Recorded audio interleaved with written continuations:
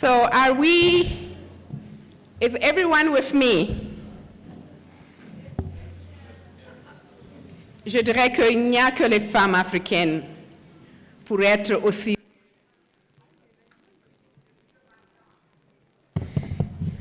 À 7h, 6h qu'on est sur pied, mais on est toujours aussi dynamique et prête à l'action. Avant même de commencer, je voudrais qu'on s'applaudisse pour cette résilience. Merci d'être là. Je vais continuer en anglais. It is an honor for me to welcome you all and to moderate this high-level dialogue convened by the African Women Leaders Network on the margin of the 39th AU Head of State Summit. My name is Uriatu Danfaka. Many of you know me. I am the member of the cabinet of His Excellency Mahmoud Ali Yusuf, chairperson of the African Union Commission, but also I was given the task to coordinate the office of his envoy on women, peace, and security, Ambassador Mula Mula, that I recognize in this room. I happen to be an African who live in Mali. I am also a founding member of African Women Leader Network. I'm here together with my beautiful co-moderator, to whom I'm going to give the mic for her own introduction. Thank you, Ariatu. Good evening, Excellencies, welcome guests. I hope everybody has found a space to sit in, is getting settled in. My name is Amandla Ndisi, and I am the chair of the AWLN Young Women Caucus Kenya chapter. I'm very delighted to be here amongst many partners and excellencies and leaders who have all shaped and are committed to the journey of women and their empowerment. As the chair of the Young Women's Caucus in Kenya, I have a particular passion towards developing young women's leadership, particularly those students and adolescent girls, because I feel like a pipeline is important to ensure that women leaders continue to be present. So I'm glad to see many of you are committed to the cause, and welcome. Thank you, my dear. Thank you for this introduction. Ladies in the room and a few gentlemen in the room, we meet at a time of profound global transformation, marked by geopolitical shifts, intersecting crises, and uncertainty around multilateralism itself. In this context, partnership can no longer be transactional or symbolic. They must be political grounded, values-driven, and anchor in trusted leadership.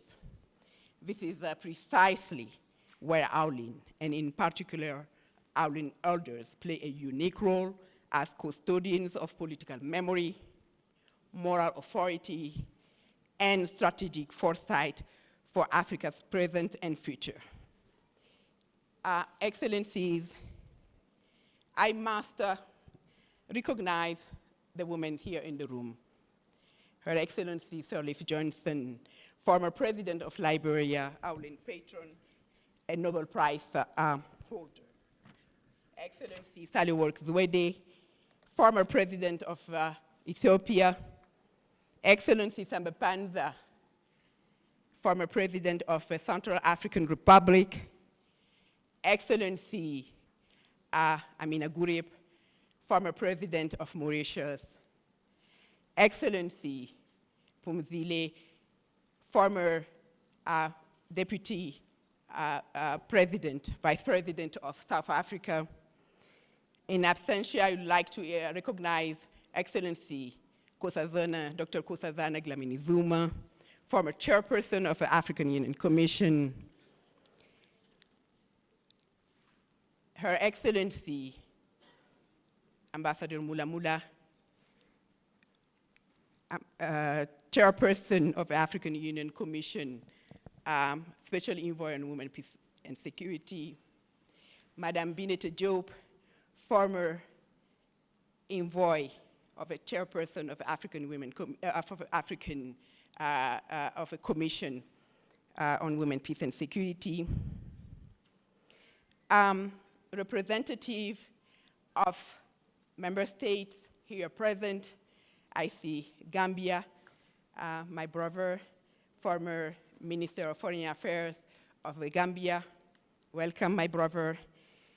All my colleagues, high representative, commissioners of the African Union Commission here present. Please do forgive me if I forget anybody. Excellencies, women leaders, former Chief Justice, Madam Meaza, that I see, distinguished partners here present, AWLN leaders present, African women leaders present. We are here. We meet at the profound global transformation, I said already. And this meeting is very timely. Absolutely, thank you. Just also recognize the Deputy Minister for Community Development, Gender, Women, and Special Groups of Tanzania, Karibuni Sana. It is my distinguished honor now to welcome Madam Phumzile Mlabo to the stage to share her statement on her role. We would like to recognize the importance she has placed, particularly on young girls, using whatever platform she has, particularly at the G20, to really highlight the plight of young women. We honor you. Madam Phumzile is also the co-convener of the AWLN itself, being one of the founding members, pushing the vision for AWLN. So, Madam Phumzile, welcome. Welcome, Madam Phumzile.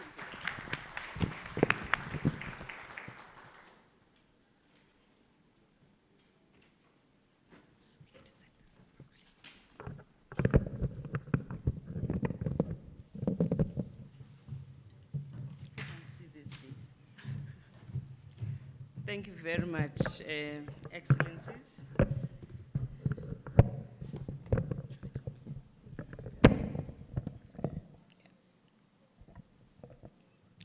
Thank you very much to all of you. Firstly, let me thank my sisters, the Excellencies, for the mainstay. It's been from morning to evening, and you are still here, and you look strong.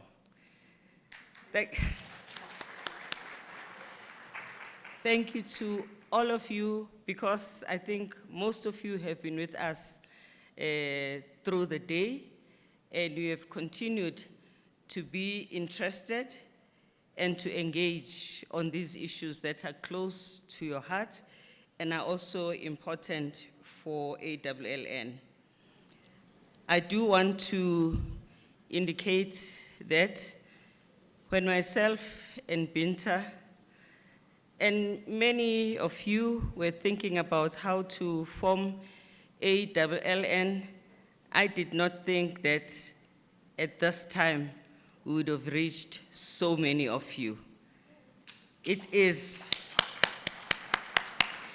really makes my heart and Binto, that I talk to a lot, very warm to know that we can stand aside, like we saw in Zimbabwe when we had an intergenerational retreat with lots of young people who just took over the agenda and were brilliant on the stage in every way possible.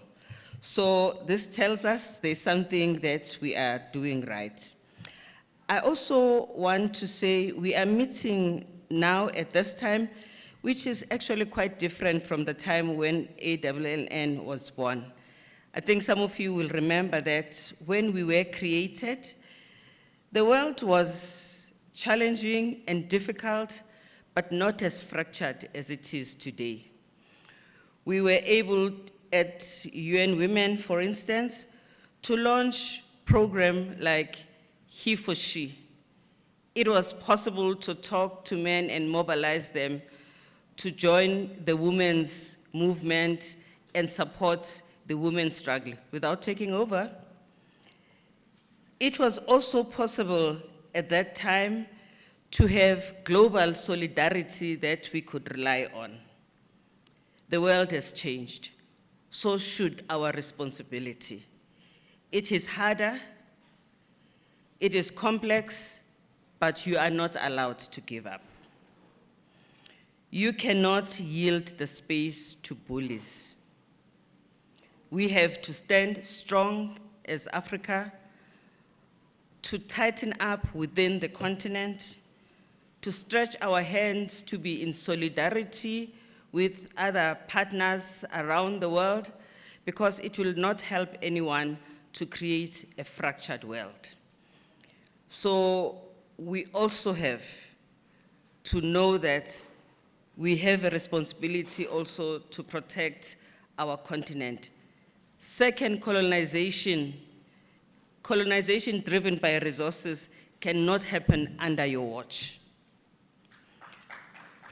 So this also means that your integrity is ever so important. You should never be compromised, because part of that is what opens a gap that makes us look weak and makes us lose direction. As we build AWLN, we must always think intergenerationally. Who's coming behind us that we're giving all of this to? And that is why the girls.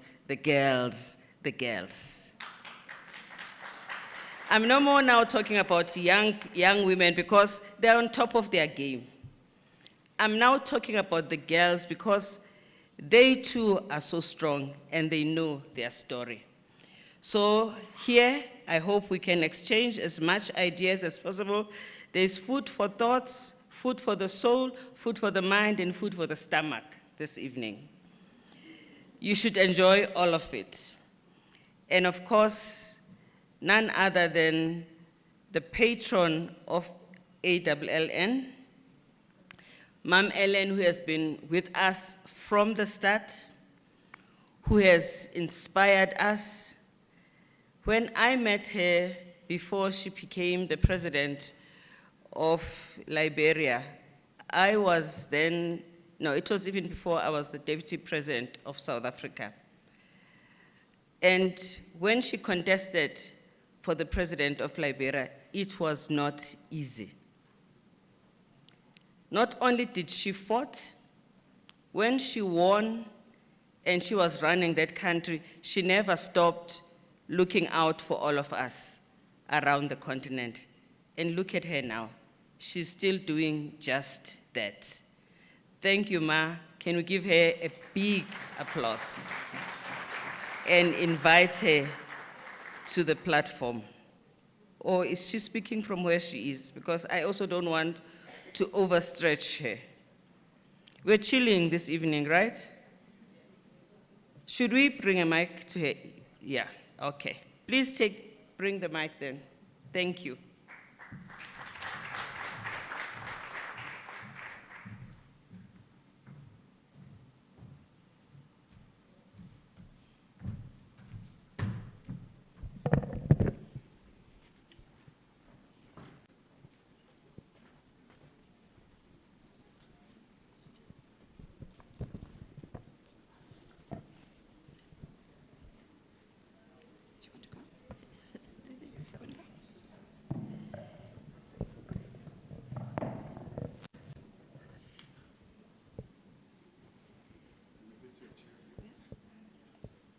No, don't bother the chair.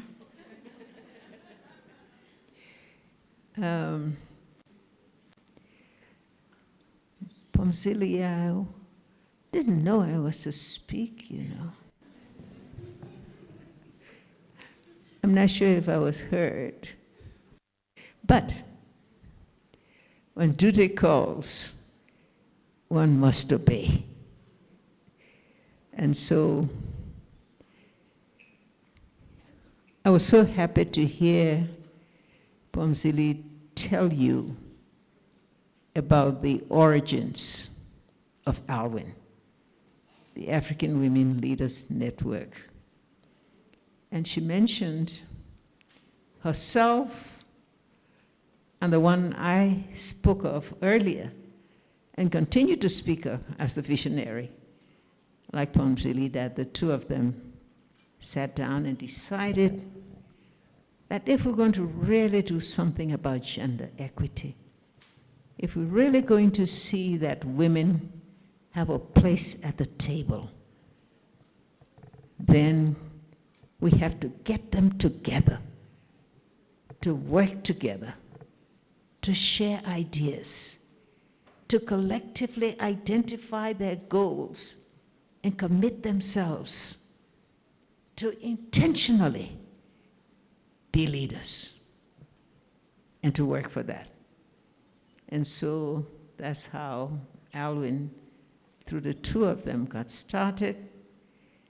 And I'm not sure why I was asked to be the patron, but you know, and by now it should be passing. But I was pleased to be that. And I've seen how all of those who are now called the elders of AWLN, here they are, some of them around the table, Joyce Banda, and a few others may be missing, but these are the ones that really carry the torch. They are the ones that go out there to all the chapters, if I'm correct, 37 of them? 39 of them? 39 chapters in the 39 countries, and they always go to inaugurate the chapter, to talk to them, to become the mentors for all of those who participate as women leaders in this institution. It's come a long way from just a thought to an institution. And they're also now talking about how do we get a coordinating body, a secretariat that plans the work, that carries what it takes down in the valleys, in the places where one has to really do the work for all of us who take the credit. You know, they are the ones who really make it happen. And so I think that's where Joyce Mensko comes in, because she is carrying that function right now, and expect that it's going to expand a bit. So it's not just one or two or three, but it's a full institution. And so, what do we aim to see? I'm speaking out of touch now, without any guidance or advance notice, or I'm speaking out of turn to say, AWLN is that institution that inspires every woman. More importantly, to use your word, Pomzili, every girl to see herself as able to be anything she wants to be.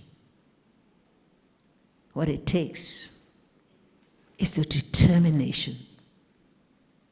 What it takes is the commitment to be able to do that.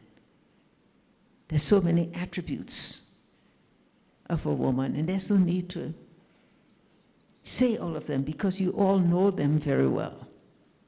You know, the courage it takes, the abilities it takes, the knowledge it takes that makes you intelligent enough to compete. And also the partnership, knowing that you can't do it alone. I don't care how strong we pretend to be. You've got to be able to reach back there and pull somebody else up, because that's the one that's going to stand behind you when the going gets rough. And so that's what we're all aiming with all these chapters and all these elders who are the leaders in their own rights, who have all gone through the paths that lead to leadership, and have today become the ones that we look to. As we tried now to expand the leadership circle,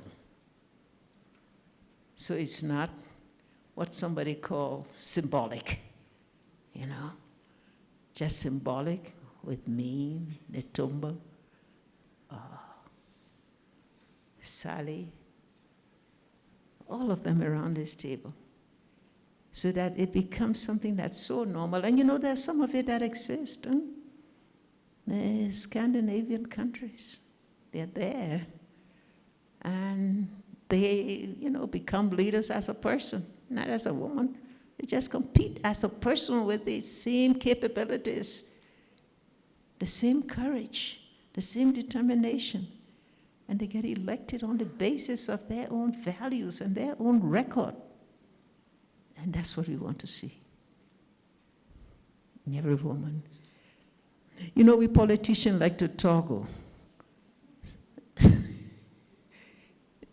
So when they ask me to make a speech, then I get carried away and start to say more and more and more of what I should not say.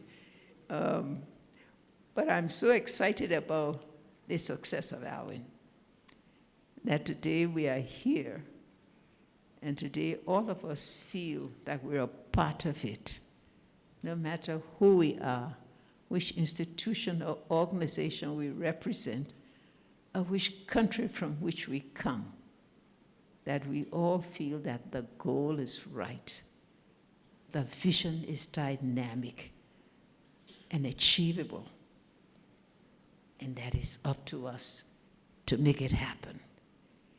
And so that's my speech to everyone. Please be a part of it. This was to be a partnership meeting, and I see a few partners in the room, and can just say to them, you too can make it happen with your cooperation, collaboration, support, inclusion, wherever necessary. You too can be a part of that collective effort. To all of you who are men, it's he for she. What it means is, you know, you're a part of gender equity, and you too have a role to play. After all, women can't achieve it alone, can we? No. We're going to need the men that believe in the equity of people, that women are just like men, except they've got physical difference. But when it comes to intelligence, capabilities, determination, courage, commitment, we are indeed one. And we want to see daughters and wives, children, girls and boys be a part of this collected office. Thank you for being a supporter of AWLN. Thank you for being with AWLN. Thank you for inviting me or telling me. Thank you so much. I think she deserves a round of applause, a bigger one.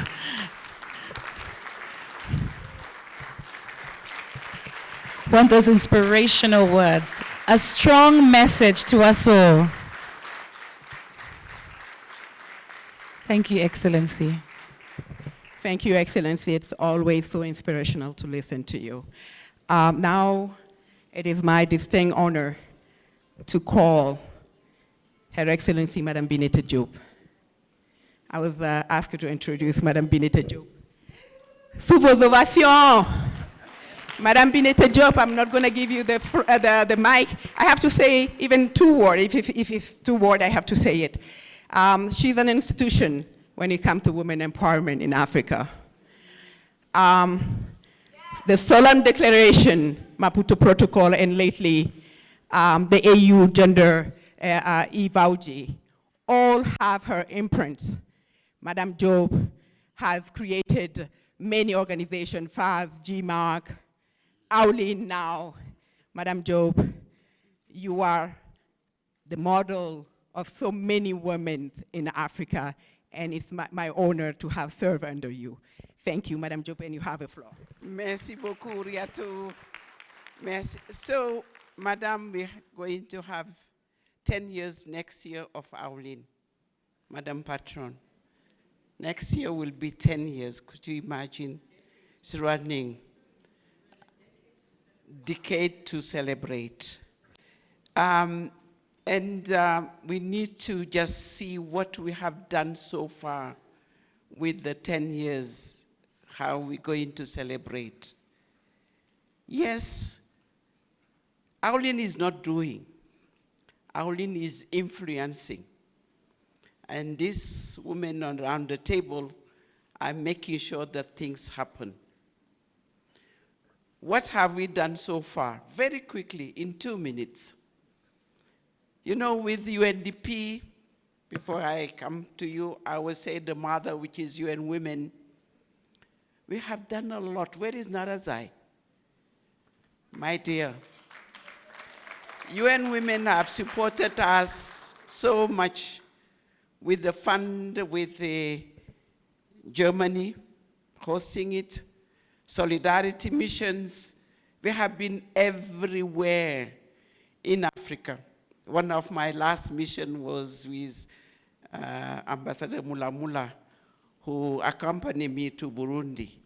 So you could see that with that fund, we have been able to do underground work to sensitize and do advocacy, but also to address the Peace and Security Council, as well as the Security Council in New York with Amina Mohammed. So you could see that on that influencing, many things have happened thanks to the work that we have done with UN Women. So thank you, Narazai. When I look at New York, when we are doing peace and security, we always do it with Ambassador Fatima. She has facilitated that work. Thank you, the one of the great partner. Now we have Ambassador Idris, who is the one now replacing Fatima. Thank you, Ambassador, because now you are hosting our secretariat in New York. Thank you so much. We will give you the floor. So with UNDP, we have also launched a fund which is going to be supporting women in political participation and creating an academy that will host also women by training them, those who aspire to be politicians. That's the work that we have been doing with the UNDP. And all the UN system, UNFPA is here. They supported so much the AUCEVAWG, the Convention on Violence Against Women as well.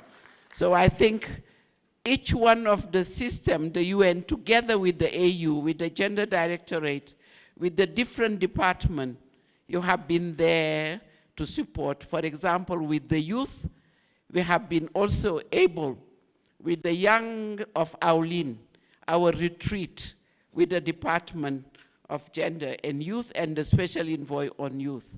We have been lastly in Zimbabwe with the host by the government, and anywhere we go, hosted by the government for the young people. And Madam, certainly what you are doing by mentoring young women in the Amuje, we have seen a lot of them being now in government, politicians, but also private sector women, women in parliaments. That's what your foundation have been doing. But all of you, if I take you know, Saliwok Zwede and Madam Samba Panza, both of them are now leading when it comes to peace and security. You will tell our partners how they should support you, because now you are leading even in the most difficult part, which is the part of DRC and the negotiation. But both of you are really representing us in there. So we have the he for she, Minister Tangarai from Gambia have launched the AWLN National Chapter, and the chair is here. But now you are leading Miss Sahel, but we will work with you because we have national chapter, but you will continue to support us in those different countries. AWLN have now 40, the women of Sahel. We have 40 national chapters. We clap, 40 countries. We need to have more. We need to have more. We need to cover all Africa. Pumzile said to the Secretariat, you need to cover all over Africa. But let me just tell you that we would not do what I'm just telling you in a nutshell if we didn't have the partnership between AU and the United Nations. We need to clap for both institutions. And Germany, thank you. From when we started, long, I was reminding the other day, Madam, when we came, it was with Madam Angela Merkel. We started, and each government have continued to support the work that we have been doing so far. So I am just going to give the floor to many of you, because we want you to continue to commit on the work that we are doing, just to tell us how partners are supporting AWLN to continue. Either it is on peace and security, or it is on governance, or the youth. We want to hear from you, but after that, we really want also the elders to guide us on where we wanted to go. I went with Amina Gurafakim to Mohammed VI University, one of the great ones. We signed an MOU for women in science and technology.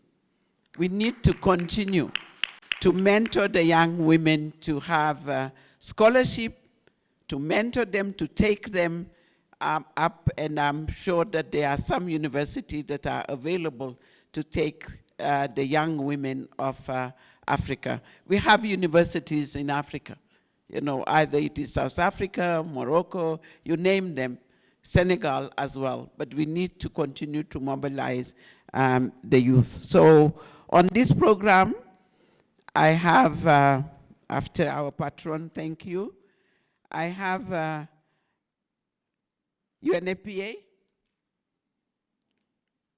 Dr. Ayman Abdel Mohsen. Oh, I could see you. But before I give you the floor, let's say that we have the Deputy Executive Secretary of ECA. Doctor, thank you for coming. We need to recognize you. Mona is doing great. She was a candidate for the African Union, but you are doing great job within the UN ECA as well. So thank you.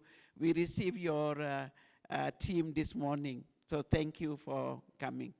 So we have a commitment from UNFPA, who have been very much supporting us as well. Thank you. Thank you very much, Madam, and good evening. A very warm welcome from our Executive Director, Madam Diene Kite, who is apologizing for being committed to another event, so she is sending pour me on her behalf. But I would like to say that I am really honored and privileged to be in front of this group of very effective and empowered group of African women leaders. And it's one of the appreciated and welcome gender imbalance when I look at the room. It's one of the good things. So I very much welcome that.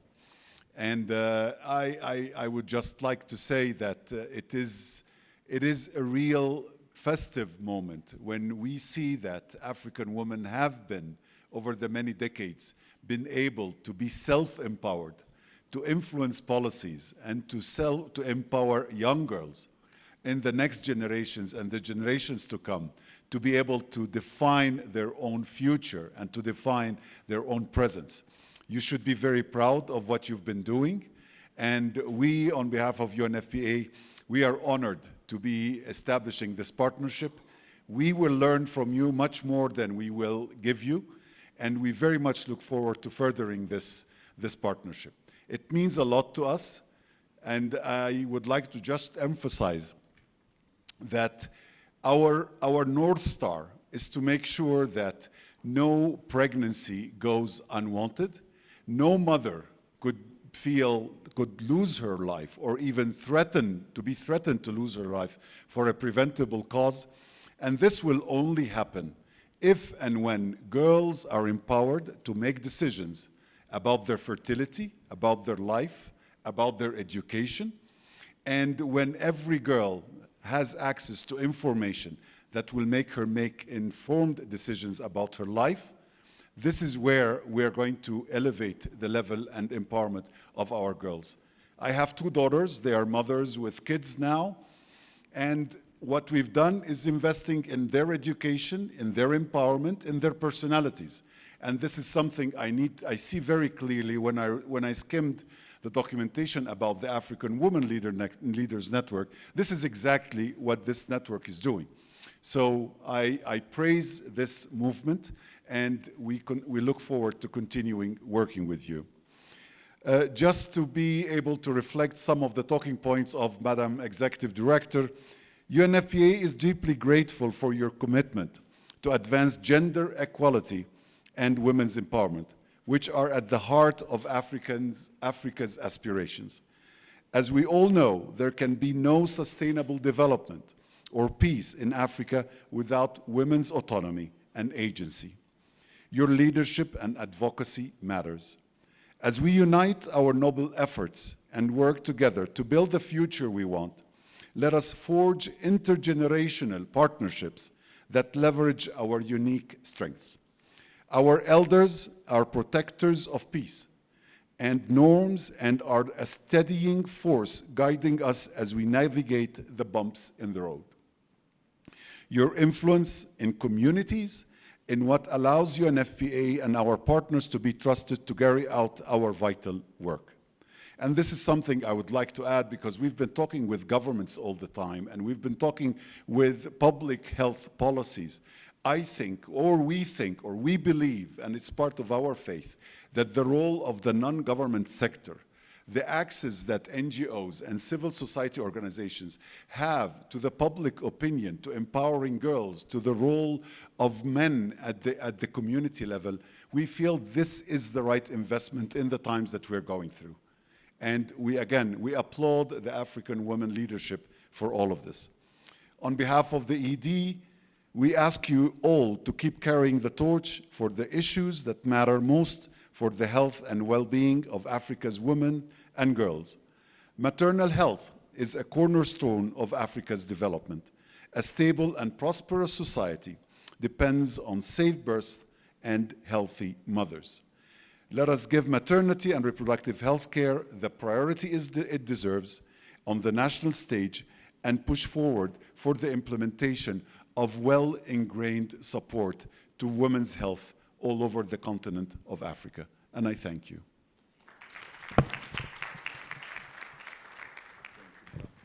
Thank you, UNFPA. We clap for the UN and the AU, because UN, have you seen that UNFPA is led by an African woman? We see Naratzai at UN Women. We have seen Aouna at UNDP. We have seen Madame Duarte at the Secretary General as OSA. And the AU have 4 female commissioner females. So you could see, and Madame Morsi was a deputy at ECA. So African women are leading institutions, right? We need to clap for. I give the floor now to my sister Naratzai, since you came to UN Women, you opened the door, you continued to mentor the young people, but also making sure that the funds are available to all of us. Thank you. Thank you so much. If I can hear it. You allow me to share seated.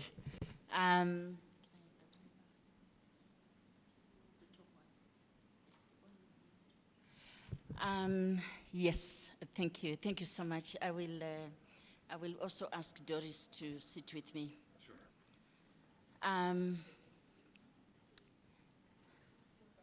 Doris, if you can come and sit with me.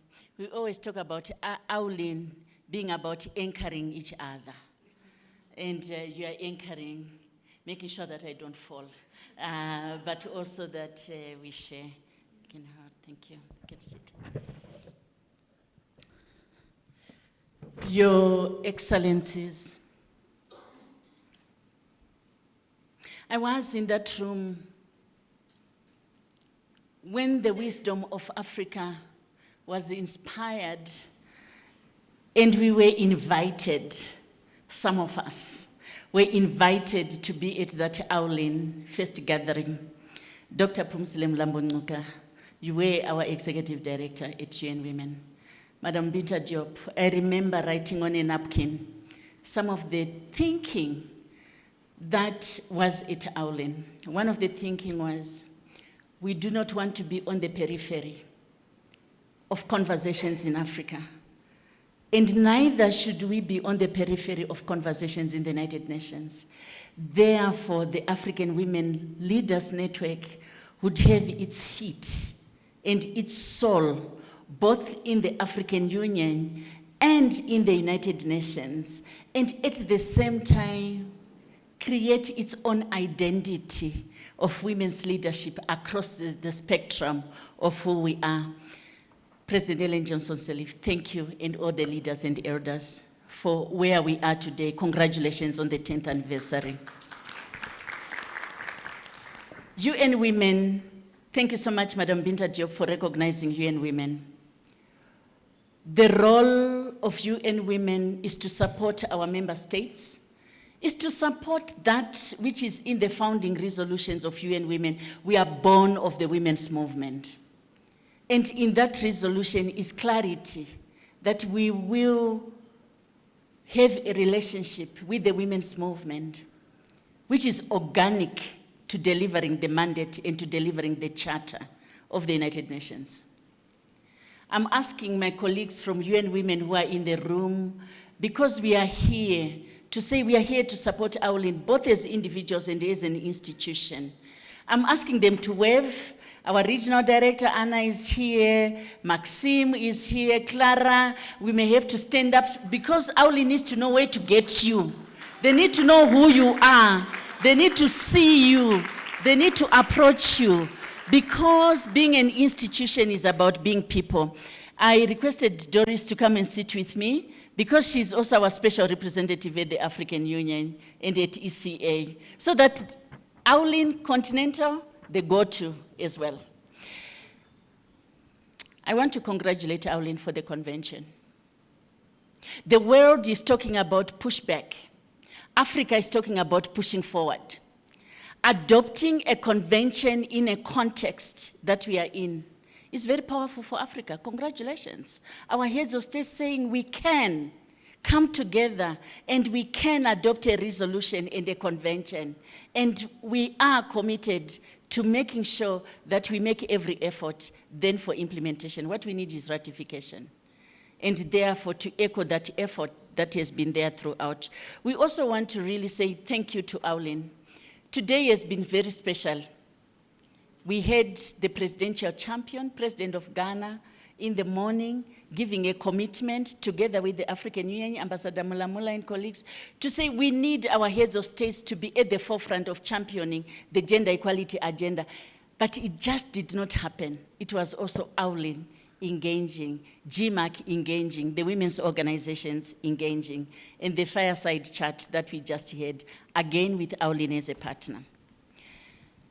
The global is local. the local is global. It would be remiss for us as the UN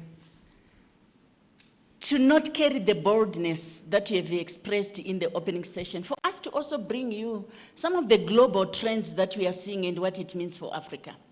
And for us to position as AWLN and say, how do we want as AWLN and as Africa to position within the gender agenda?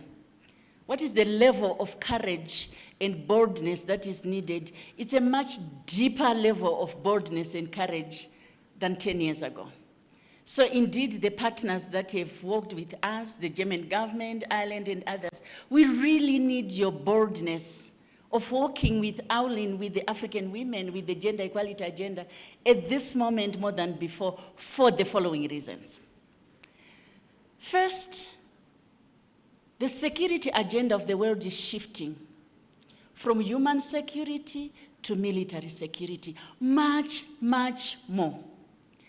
2023, $4.3 trillion were spent on military expenditure when 119 million children were out of school. Resources are drying out for development assistance because resources are going to military expenditure and to trade.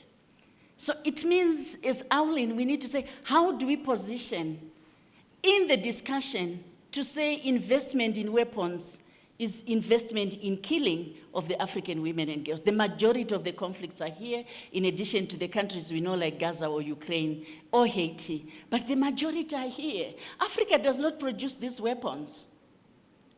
Not many of them, maybe small. I don't know the military industry in this continent. But we need to have a solid discussion as the African Women Leaders Network to talk about the issues of security and where it's hurting most. Meeting with the Sudanese women, it was very clear that we must talk about the arms trade, the illicit transfer and trafficking of arms.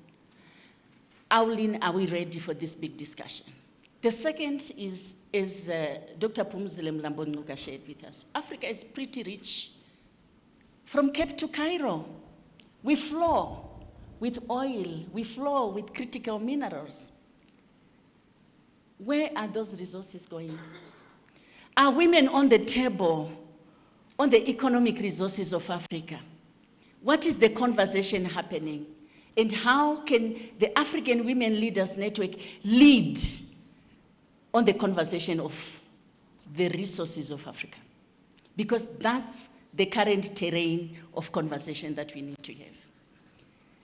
Thirdly, the character of peace agreements has changed. We no longer have processes of strong peace agreements. We have peace deals. A peace deal is not a peace agreement. Women cannot access the peace deal discussions. Closed doors on economic issues. Can, therefore, the African Women Leaders Network reclaim the discussion led by Namibia for Resolution 1325 so that the sessions on wealth sharing are not closed sessions to the women? In conclusion, the UN is going through reform. We are going through reform. Our member states are discussing about the UN reform.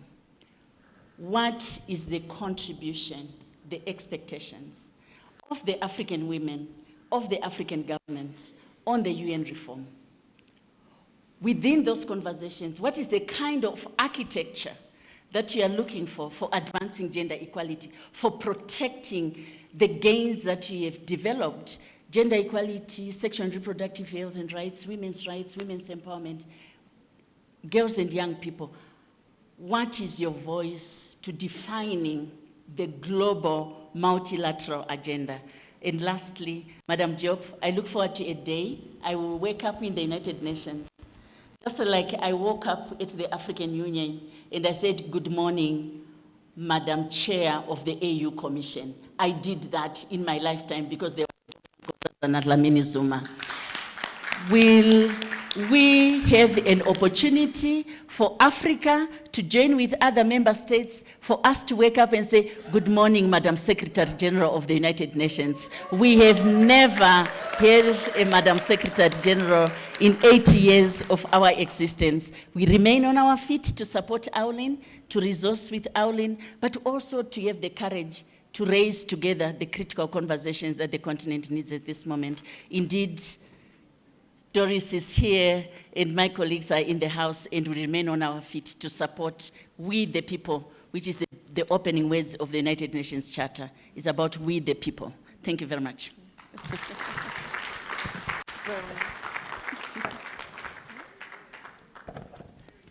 Women's Secretary General in New York. Yes, we are ready. And African women, why not? Yeah. So we start thinking, African women should lead now the United Nations. Okay, oh yeah.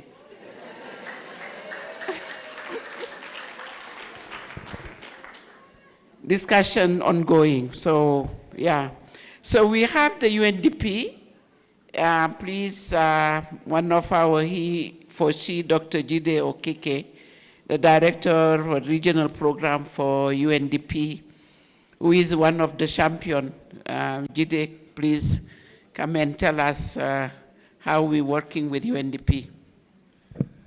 Thank you so much, Your Excellency, and good evening, Your Excellency. I think before I speak about UNDP, I really would like to say something that is deeply personal to me. My success is attributable to some of the elders here, and some of them may not actually know. My failure is mine. 2019, I was offered a job by UNDP, and I got my offer letter in Boston. Her Excellency President Helen was visiting Boston at the time. She invited me to her living room and spoke to me for 2 hours, advising me about UNDP. Thank you so much. And I'm sure you do this a lot with so many people. 2 years ago, President AWCEVAWG was in Nairobi, and she also invited me to her living room, together with another friend. She's actually really shocked. And she actually advised me as well. And I would really like to express my deepest appreciation to you.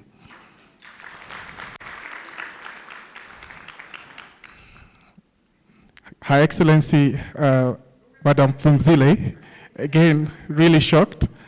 I was at the University of Joburg last year for the mining summit, and you allowed me to speak to over 1,000 young people, speaking to them about how we can introduce technology in mining. So thank you so much. Your Excellency, AWLN is not about women leaders alone. It's about leadership, and I am a beneficiary of that leadership. I would like to exceptionally highlight and mention Her Excellency, Madam Benita Diop. I spent 6 years working for the African Union, and I know someone referred to her as the mother of women, as she is also my mother. And it's always difficult to say no to her. So now let me turn to what I've been told to say by UNDP.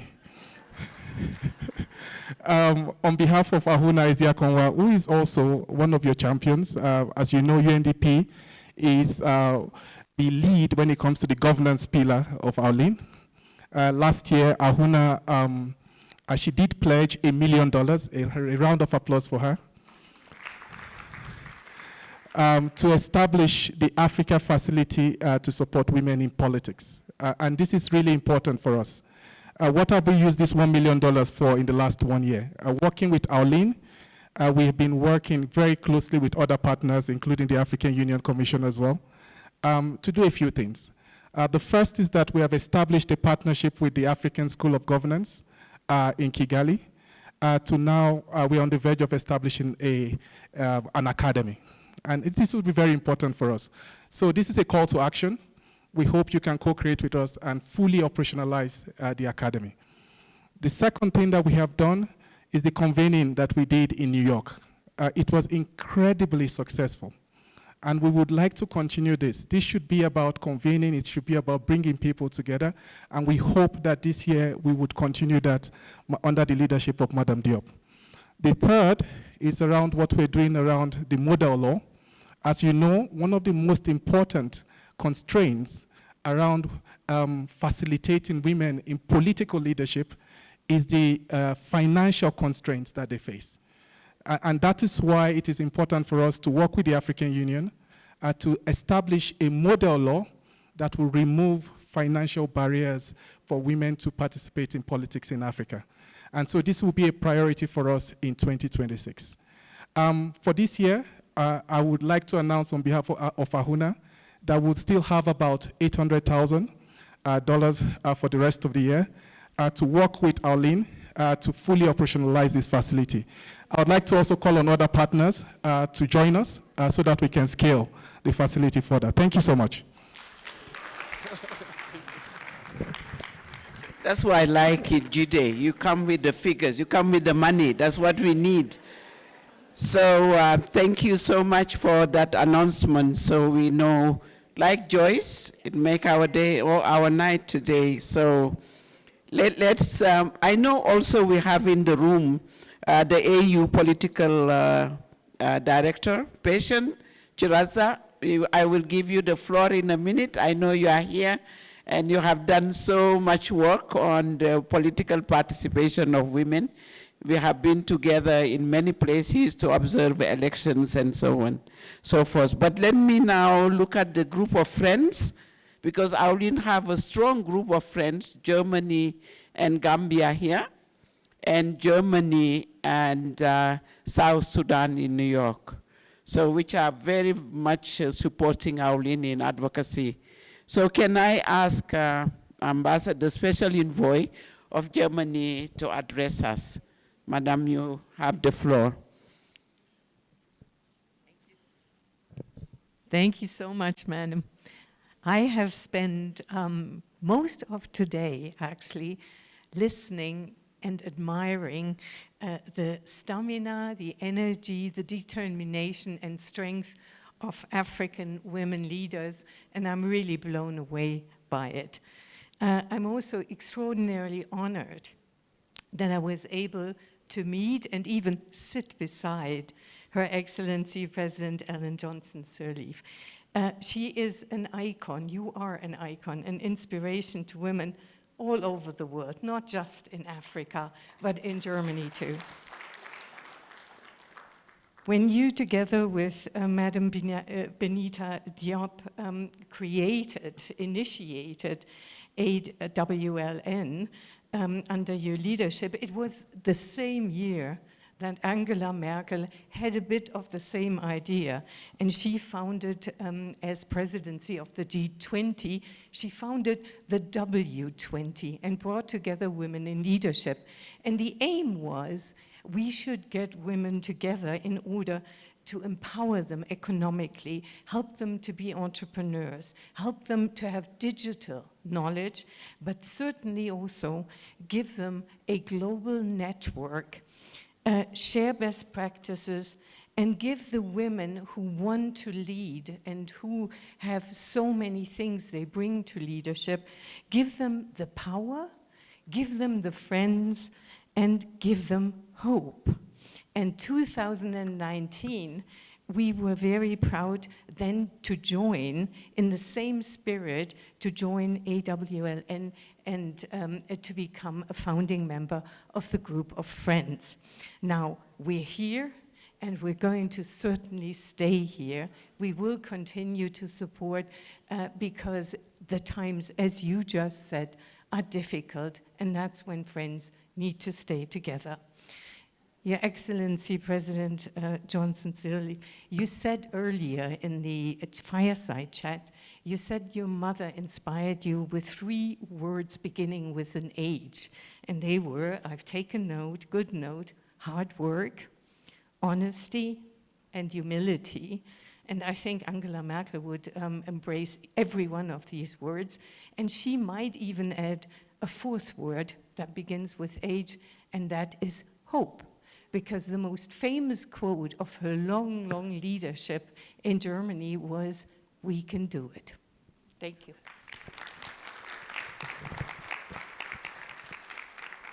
Thank you.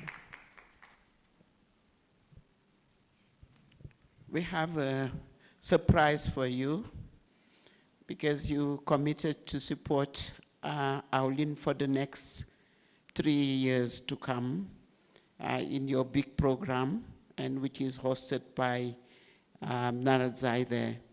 So we really thank you for that. But we have a gift for you that my co-convener will give to you for Germany, but also on behalf of our patron. So you will receive from all of us and leaders in this room. You can lift it. Yes, that's great. Go to Madam. Oh, sorry. Yeah, Sorry. go to Madam also. Yeah, this is a recognition. You know, AWLN start by our pioneers last year. We recognize all of them around this table, but it's time also to recognize the ones that have been with us for now 9 years. Germany have been with the AWLN as the main founder. So we say AWLN Friends Award presented to the Embassy of the Federal Republic of Germany in Ethiopia. So you take it home with gratitude for your commitment to empowering African women leaders and advancing transformative change through the African Women Leaders Network, AWLN, Addis Ababa, Ethiopia, February 2026. Thank you so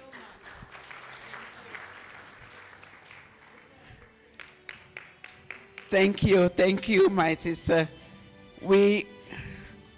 Before I go to the African Union, I just wanted to give the floor to Madam Morsi from ECA, because ECA have created what we call the Africa Women Impact Fund with the AWLN, which is lodged now at the Standard Bank in South Africa. We saw them also already giving fund to women entrepreneurs. So thank you, Madam Morsi, for coming. Yes, sir. Thank you so much, and good evening, everyone. It's always inspiring to be here, and I just wanted to really recognize my dear sister for a fantastic job, and the Women Leadership, African Women Leadership Network for all their hard work. I can say that I don't think in recent history this work has been ever more important than it is now. Don't know how to illustrate this, but let me give you a couple of examples. One of them is now when I go to, a couple of years ago, or 3 years ago, when we used to have the chief economist of international organizations meeting, we had reached about 3 to 4 years ago, 50-50 parity within that group. It was so inspiring to see. I think over the last 2 meetings I had with the group, I was either the only one or one of 3. So there is, a global change in momentum, but I think I will say something that maybe many in the room don't know because they weren't in such meetings, but it's very useful to hear from the German colleague, the W20 event that happened before. I can tell you that the dynamics are very different now. I was in the Chirba meetings in South Africa. One of the key issues that took almost a day and a half or 2 days of negotiation is whether, the language on whether to include women empowerment and gender equality in 2025. So it was really hard to be in that room after all these years and after, many African countries for a decade and a half almost in my own career been lectured more or less on the need to have more women, but then to be in the G20 when this is, being resisted.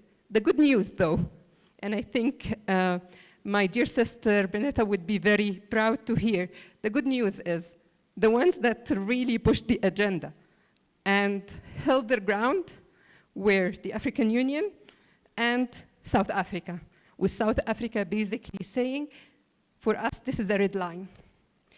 And it was fantastic to hear that it means that we've really come a long way, that we are now not only just, this has been ingrained within us, but the fact that we are now the ones that are holding the fort internationally.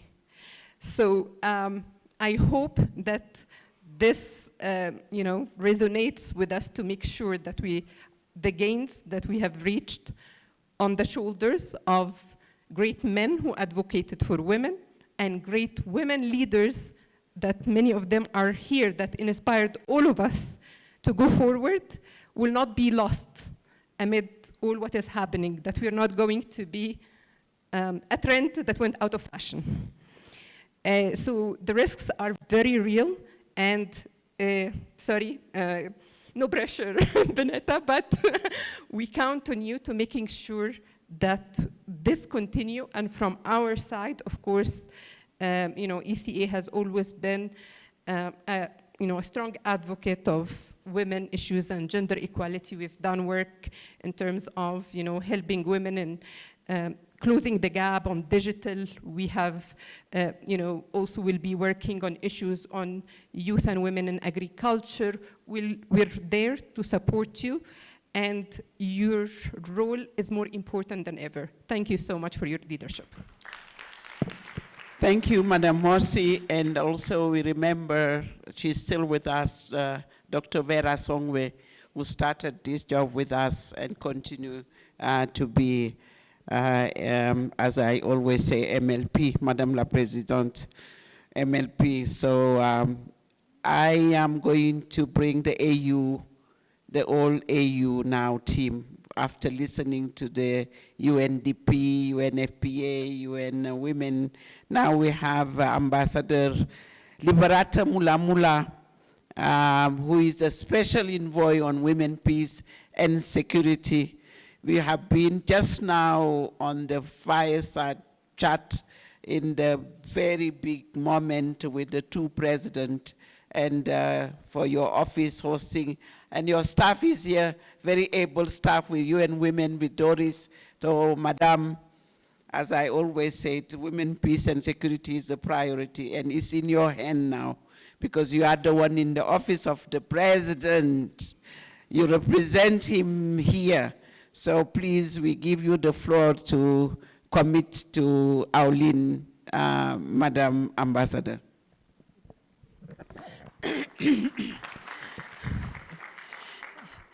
Thank you, my sister. We started that with breakfast. We ate lunch. Now we are heading for dinner. And it is all about women and leadership. I've been in these meetings for long, but it's the first time that we have had a full day about gender, about women, about empowerment. I was telling my colleagues, I said it is so energizing. And I'm looking at you, UNFPA. I like it when the women leaders send you to come and talk about important issues of women and leadership. I know we have had a long day. I am known by many names, AKAs. I won't mention the many, but I'll just give you share my other AKA. I'm known as Mama Never Miss. And for Swahili, in Swahili, I see my Deputy Minister, Your Honorable Mary Priska. She's a Deputy Minister for Community Development, Gender, Women, and Special Groups. This is a young generation of leaders. So should you understand more, when I say it in Swahili, my other name is Mama Nisipitwe. So I'm back again, and thanks to AWLN. AWLN, we have heard from our patron, we have heard from my dear sister, Binta Diop. We have heard from Mama Pumzile. We were all in New York in 2017. But then the most striking,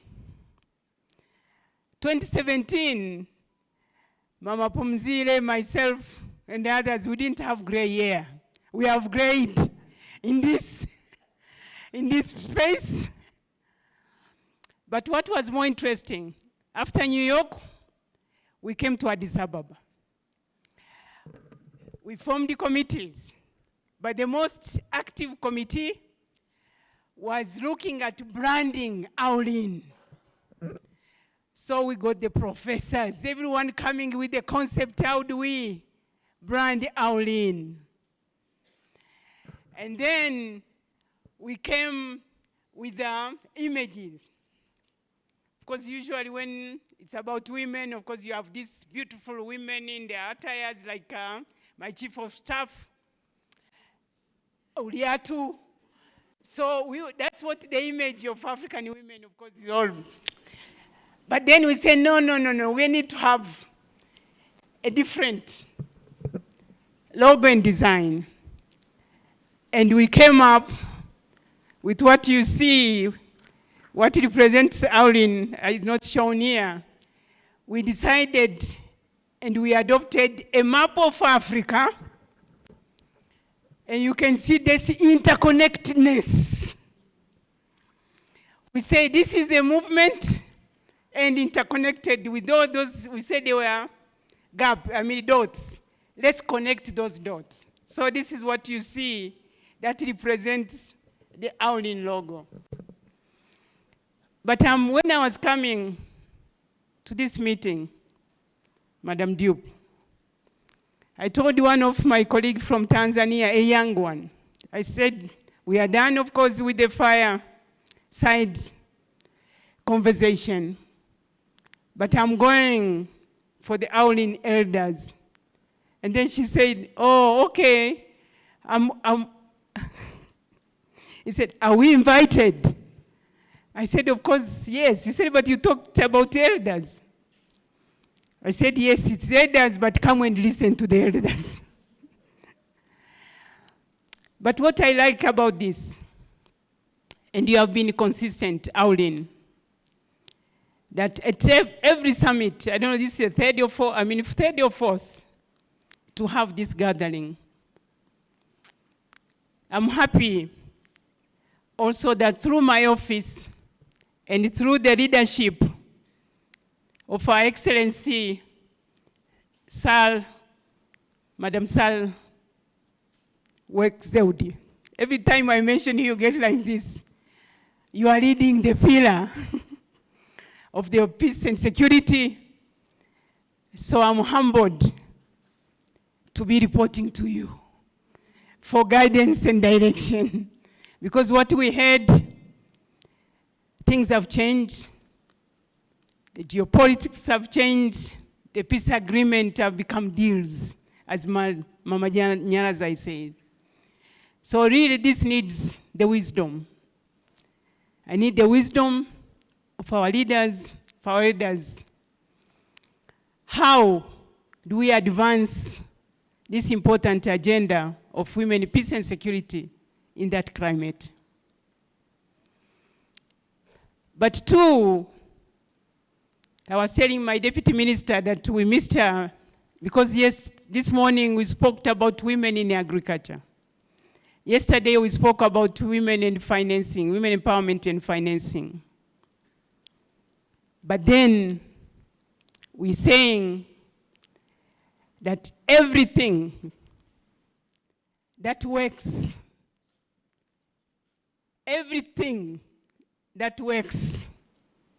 is when women lead.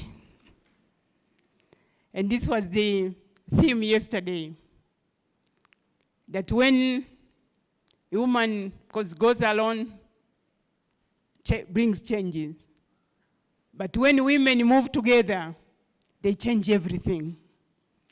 So when women lead, the world becomes safer. And when women lead, Africa becomes safe. So I want to congratulate you for the all achievements AWLN has achieved. We'll be celebrating 10 years. We are praying that God keeps us alive to celebrate the decade of achievement. I want to assure you my continued commitment to walk this journey, promoting women leadership and participation. Thank you very much, Asanteni sana. Really. And also, Mama Nyaraza, you said we should tap into the UN Women, your network. Before even you came to tell us, we have. All of them. And Doris, we never slept. Bele and everyone to get the event that we just finished, getting the far side conversation. So we have tapped it and sometimes we over-abuse. Thank you so much for providing us this wonderful human resource. Thank you. Thank you. We clap for the special envoy. But we have next to her one of our he for she who have been here the first since I think 4 o'clock, has been waiting for all of us to come. And that's the way that our agenda has been taken care of in New York. Where is Fatu? Ambassador Idris is really the one championing. You need to recognize him. He championed the gender agenda in New York. In our office, he's hosting AWLN. Every single meeting, he will say, where is AWLN? Where is the secretariat? Come and talk to the ambassador. So really, we want to thank you, Ambassador, for what you are doing for the African women in the continent, not just AWLN. Thank you. Thank you very much, Excellency. Dear Sister Madame Diop, you are really an institution, as has been mentioned at the beginning of this session. What a great evening with great leaders, great women leaders. Actually, I have not been told that the African Summit is going to start this evening. I thought it's tomorrow morning, but apparently there is a shift. And also, I would like to challenge the name of this gathering. It's called elderly, but what I see is really very youthful, energizing, elegant women leaders. So really, I challenge this name of elderly because I don't think it's really reflecting the reality. Then, of course, this warmth of this gathering, adding to the live weather in Addis, it's always great to be in Addis Ababa. Of course, very icy in New York. It's good that CSW is not these days. Still, by the time you are there, I am sure the weather will be better. But it's always great to be back to Addis Ababa. I usually don't really prefer to use this phrase, all protocols observed. But I think I'm obliged to use it this time, because with the presence of all these eminent personalities, it's impossible to mention everyone by name. So I have to say what I usually don't say, all protocols observed. Allow me first to commend the African Women Leaders Network for convening these inspiring meetings, very uplifting indeed. I'm not going to use the meeting of the elders, but I will use the meeting of the wise leaders. At such a strategic moment, everyone is talking, of course, about what's going on in the world and about multilateralism and about fragmentation, about challenges. We all know this.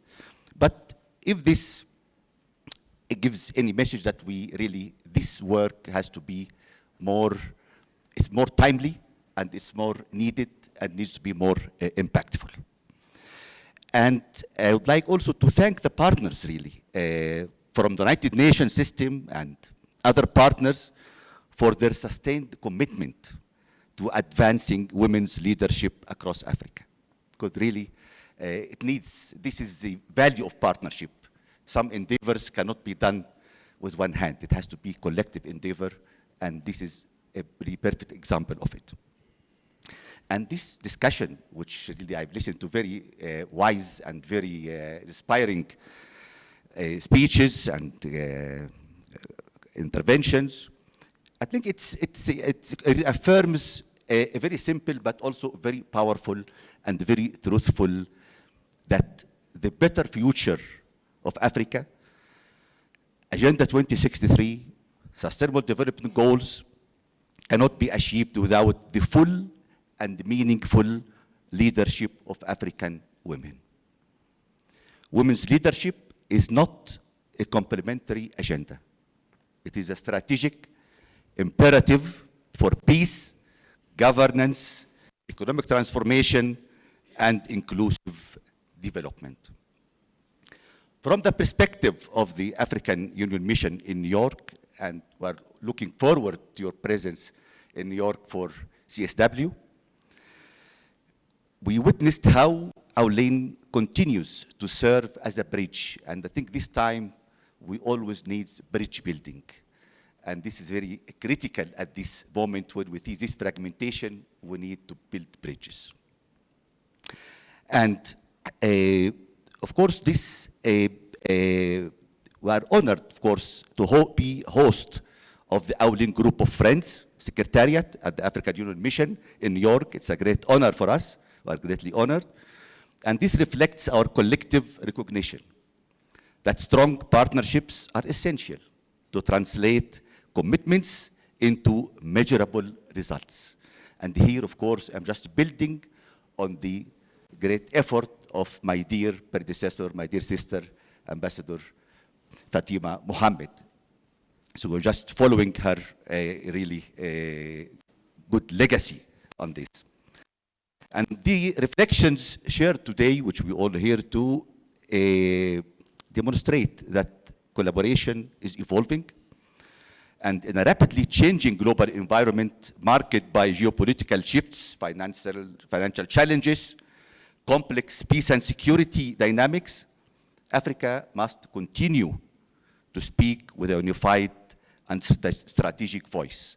And also some other thing our office in New York is doing is also we are the secretariat of the A3 Plus mechanism, which had the African 3 members of Security Council in addition to the CARICOM member. So this A3 Plus mechanism is very essential in coordinating, promoting, and elaboration on African positions and advocating African positions in Security Council.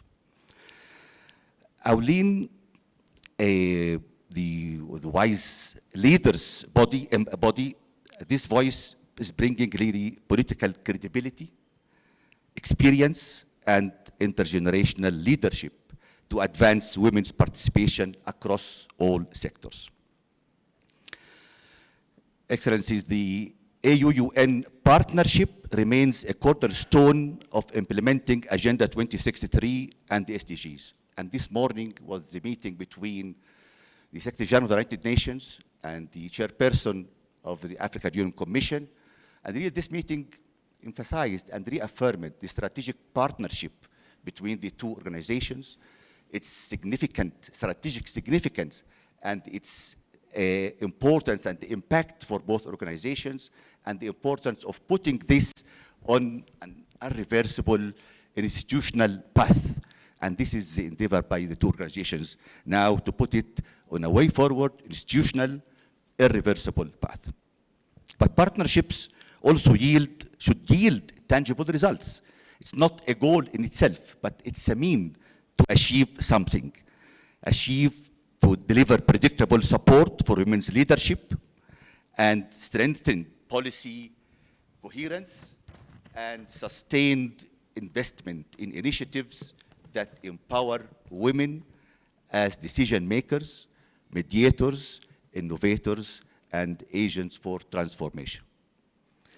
The wise person leadership with us this evening has a very important role, particularly in areas such as mediation, governance reform, agriculture, youth empowerment, and it demonstrates that African women leaders are shaping solutions that respond directly to the continent's priorities. These efforts reflect the spirit of collective action highlighted in today's concept and reaffirm AWLN's role as a trusted interlocutor between institutions, partners, and the communities. As we move forward, the AU mission in New York remains fully committed to strengthen the AWLN group of friends and to deepening engagement with partners across the UN system. We must therefore ensure that our commitments translate into concrete progress. And I think this is always now the debate, how to move from commitments to actions and from promises to implementation. From policy frameworks to financing, from advocacy to implementation. Let me conclude by expressing appreciation to the AWLN wise leaders for their unwavering leadership. Your collective voice continues to inspire a new generation of African women leaders and reinforces Africa's place at the center of global conversations on peace, development, and equality. On behalf of the AWLN Group of Friends in New York and the African Union Commission and Office of the African Union Mission in New York, I wish to reiterate my sincere appreciation to everyone who is here, to the wise leaders of AWLN and our esteemed partners, guided by a shared vision and the strengthened collaboration. We look forward to delivering on Agenda 2063, the SDGs, ensuring that Africa's future is shaped by the leadership, resilience, and innovation of its women, of whom we are greatly proud, honored, and dignified. I am indeed honored to be a he for she. Thank you very much.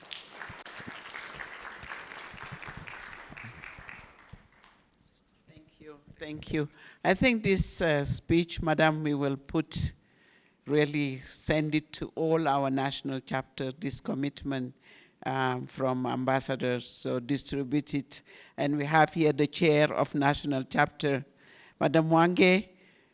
Ce discours, il faudra l'envoyer à toutes vos sections. Vous êtes la présidente des sections nationales. Vous êtes là, je crois que ça va guider tout le monde.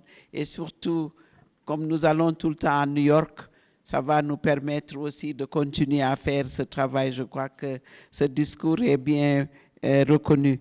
So we will have a cocktail just after we finish. So just bear with us. We are almost there. We are with the AU.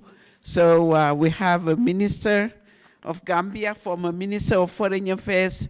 But my brother Sangarai, what he did when he was Minister of Foreign Affairs. Now he is leading Miss Sahel. But when he was Minister of Foreign Affairs, what we did is AWLN National Chapter in the room. We signed an MOU. He took us to the president. So yeah, Amuna, stand up, we'll see you. The minister, what he did is to give us land, for AWLN land, to build our building in Gambia. That is done by We Club. Yeah. You know, when I came, last time I was in Gambia by UNDP, I get out of the plane and I see a beautiful big wheel drive car, and it was written AWLN Gambia on the car. So it was him and the president who did this. So AWLN in Gambia is really well taken care of. So we are very proud of what the work but we need to hear you now that you are leading Miss Sahel, Mr. Minister. Thank you.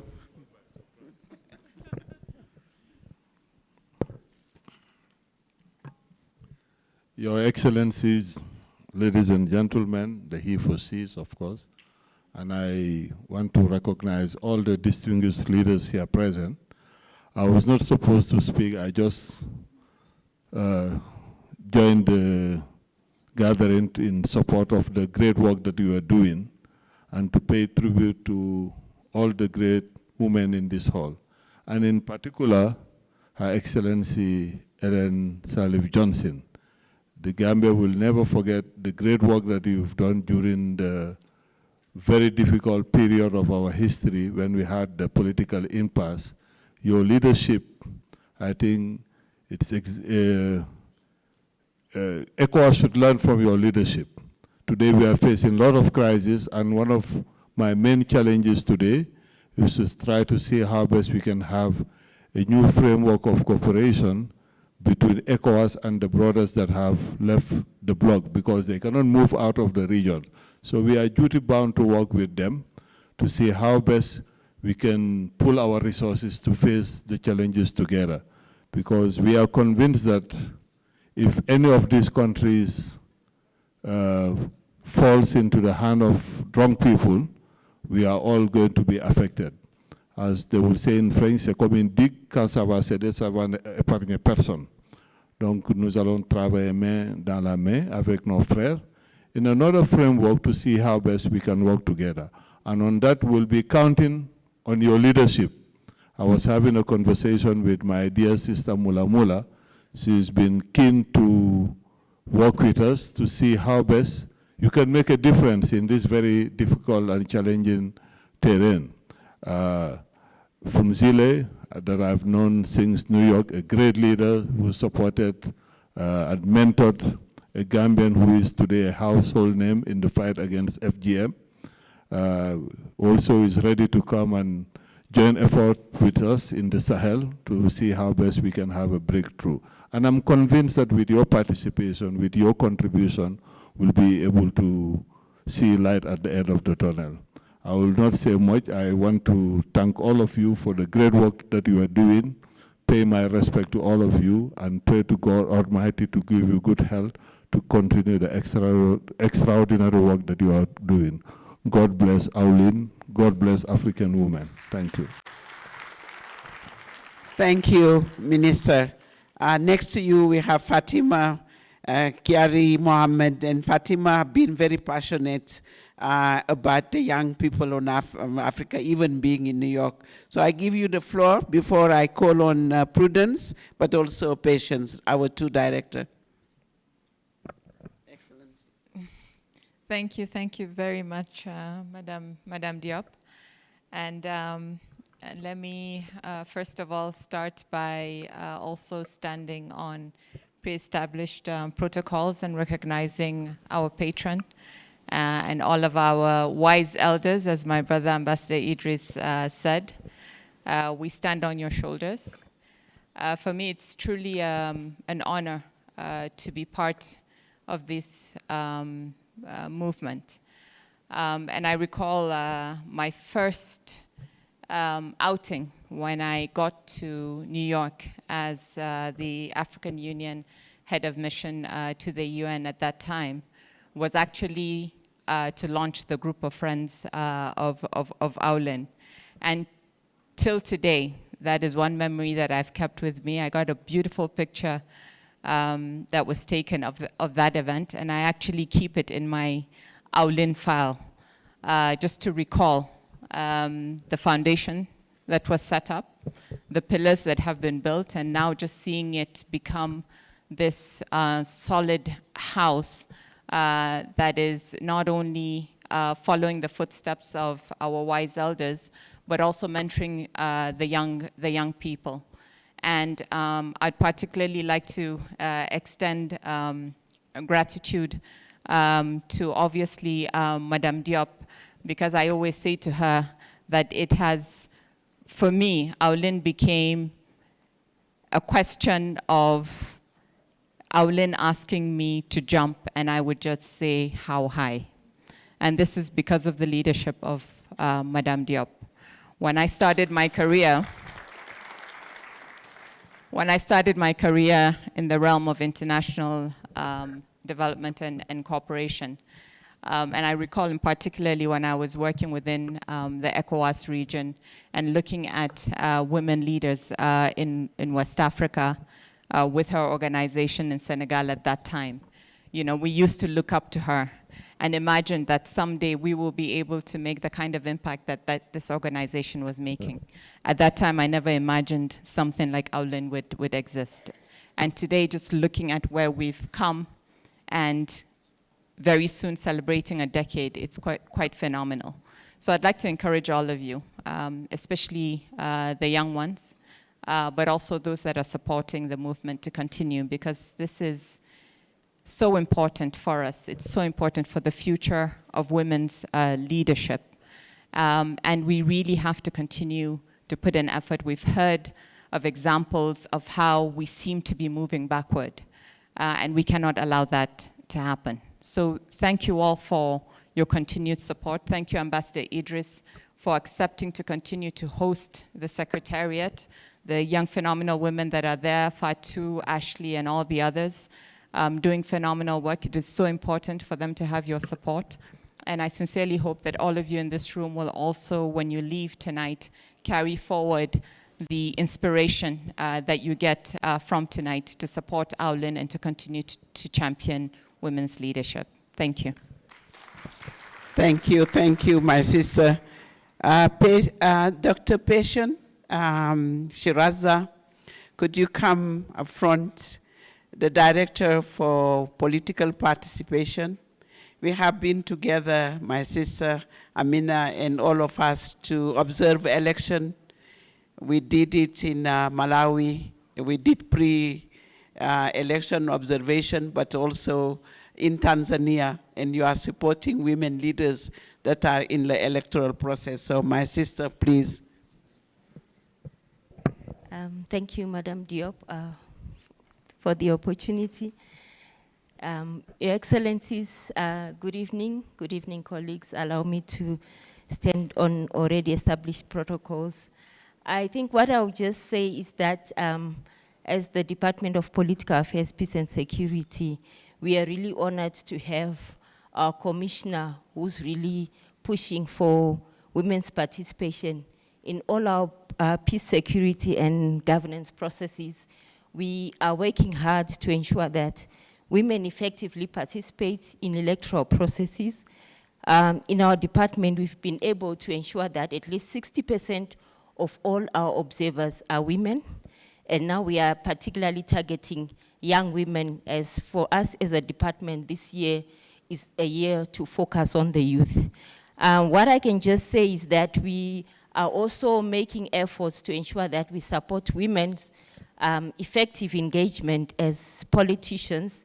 We launched a pilot project in Malawi last year, where we were able to provide training for women who were candidates as members of parliament to prepare them for their campaigns, and also for them to effectively be able to present themselves as candidates. And we are glad that most of the women who participated in that process, including the current vice president, were able to be elected.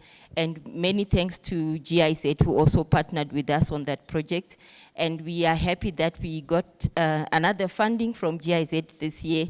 So we are also targeting one of the countries in West Africa to continue on that path. It's the small things that we can do to encourage women one by one, because we realize that we may have women observers, we may have women in electoral management bodies as polling staff, but if we don't have the women sitting here, it becomes difficult also to make effective change in terms of the policies that may be required to enhance women's participation. So we'll continue to work with AWLN. The AWLN ladies came and shared their experiences, and we hope this year we'll be able to do the same as well, also with the leadership of the Special Envoy on Women, Peace and Security, Ambassador Mulamula. So I also want to take this opportunity to thank particularly the former vice presidents and presidents who are here. When they lead election observation missions,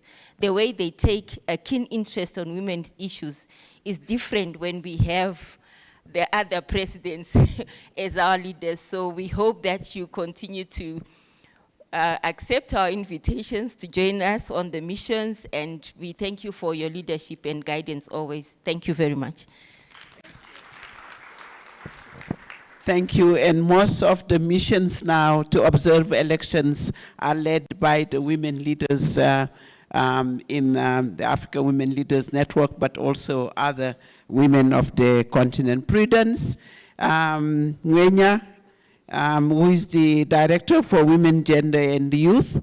Is Prudence here, please? Hi.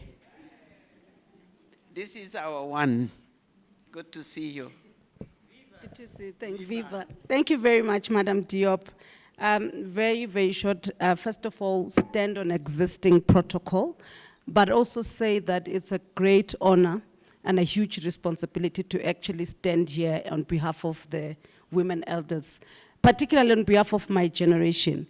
I wanted to say, Madam Diop, that for me, the partnership that we're speaking about today is personal. It's personal because I grew up reading about Ellen Sirleaf Johnson, but also being tested at school. It was all in the history, in the geography, and writing about her leadership. And to be sitting in the same room and also learning from their leadership is actually profound. But I was actually looking around the room when I got here and I said, these are actually women leaders, and for me, and I think everybody's speaking about it from an institutional perspective, but I wanted to say, use a minute to just speak about it at a personal perspective. I came to the African Union Commission not so long ago, and I found all the women here already in the machinery.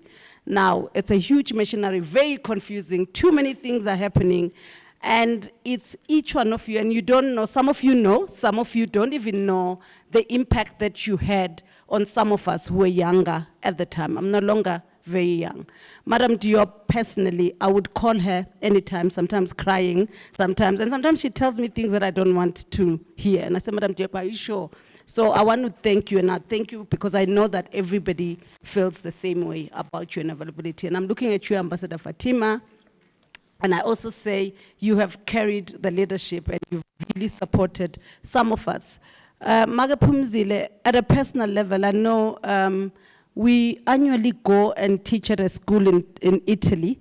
And one of these days, I came and I found you. The first time I went there, and I was coming there acting like a very important woman from the continent. And I found that my co-panelist is Maga Pumzile, and I ended up spending the entire time listening to your story, and I didn't even remember. But you continue to still inspire us. There's so many stories, and I was sitting there, and I was thinking, and I was saying to myself, I grew up in UNFPA. I started working in UNFPA, and the mandate that UNFPA has on unleashing the potential of young people, they unleashed my potential. So I want that story to also be told.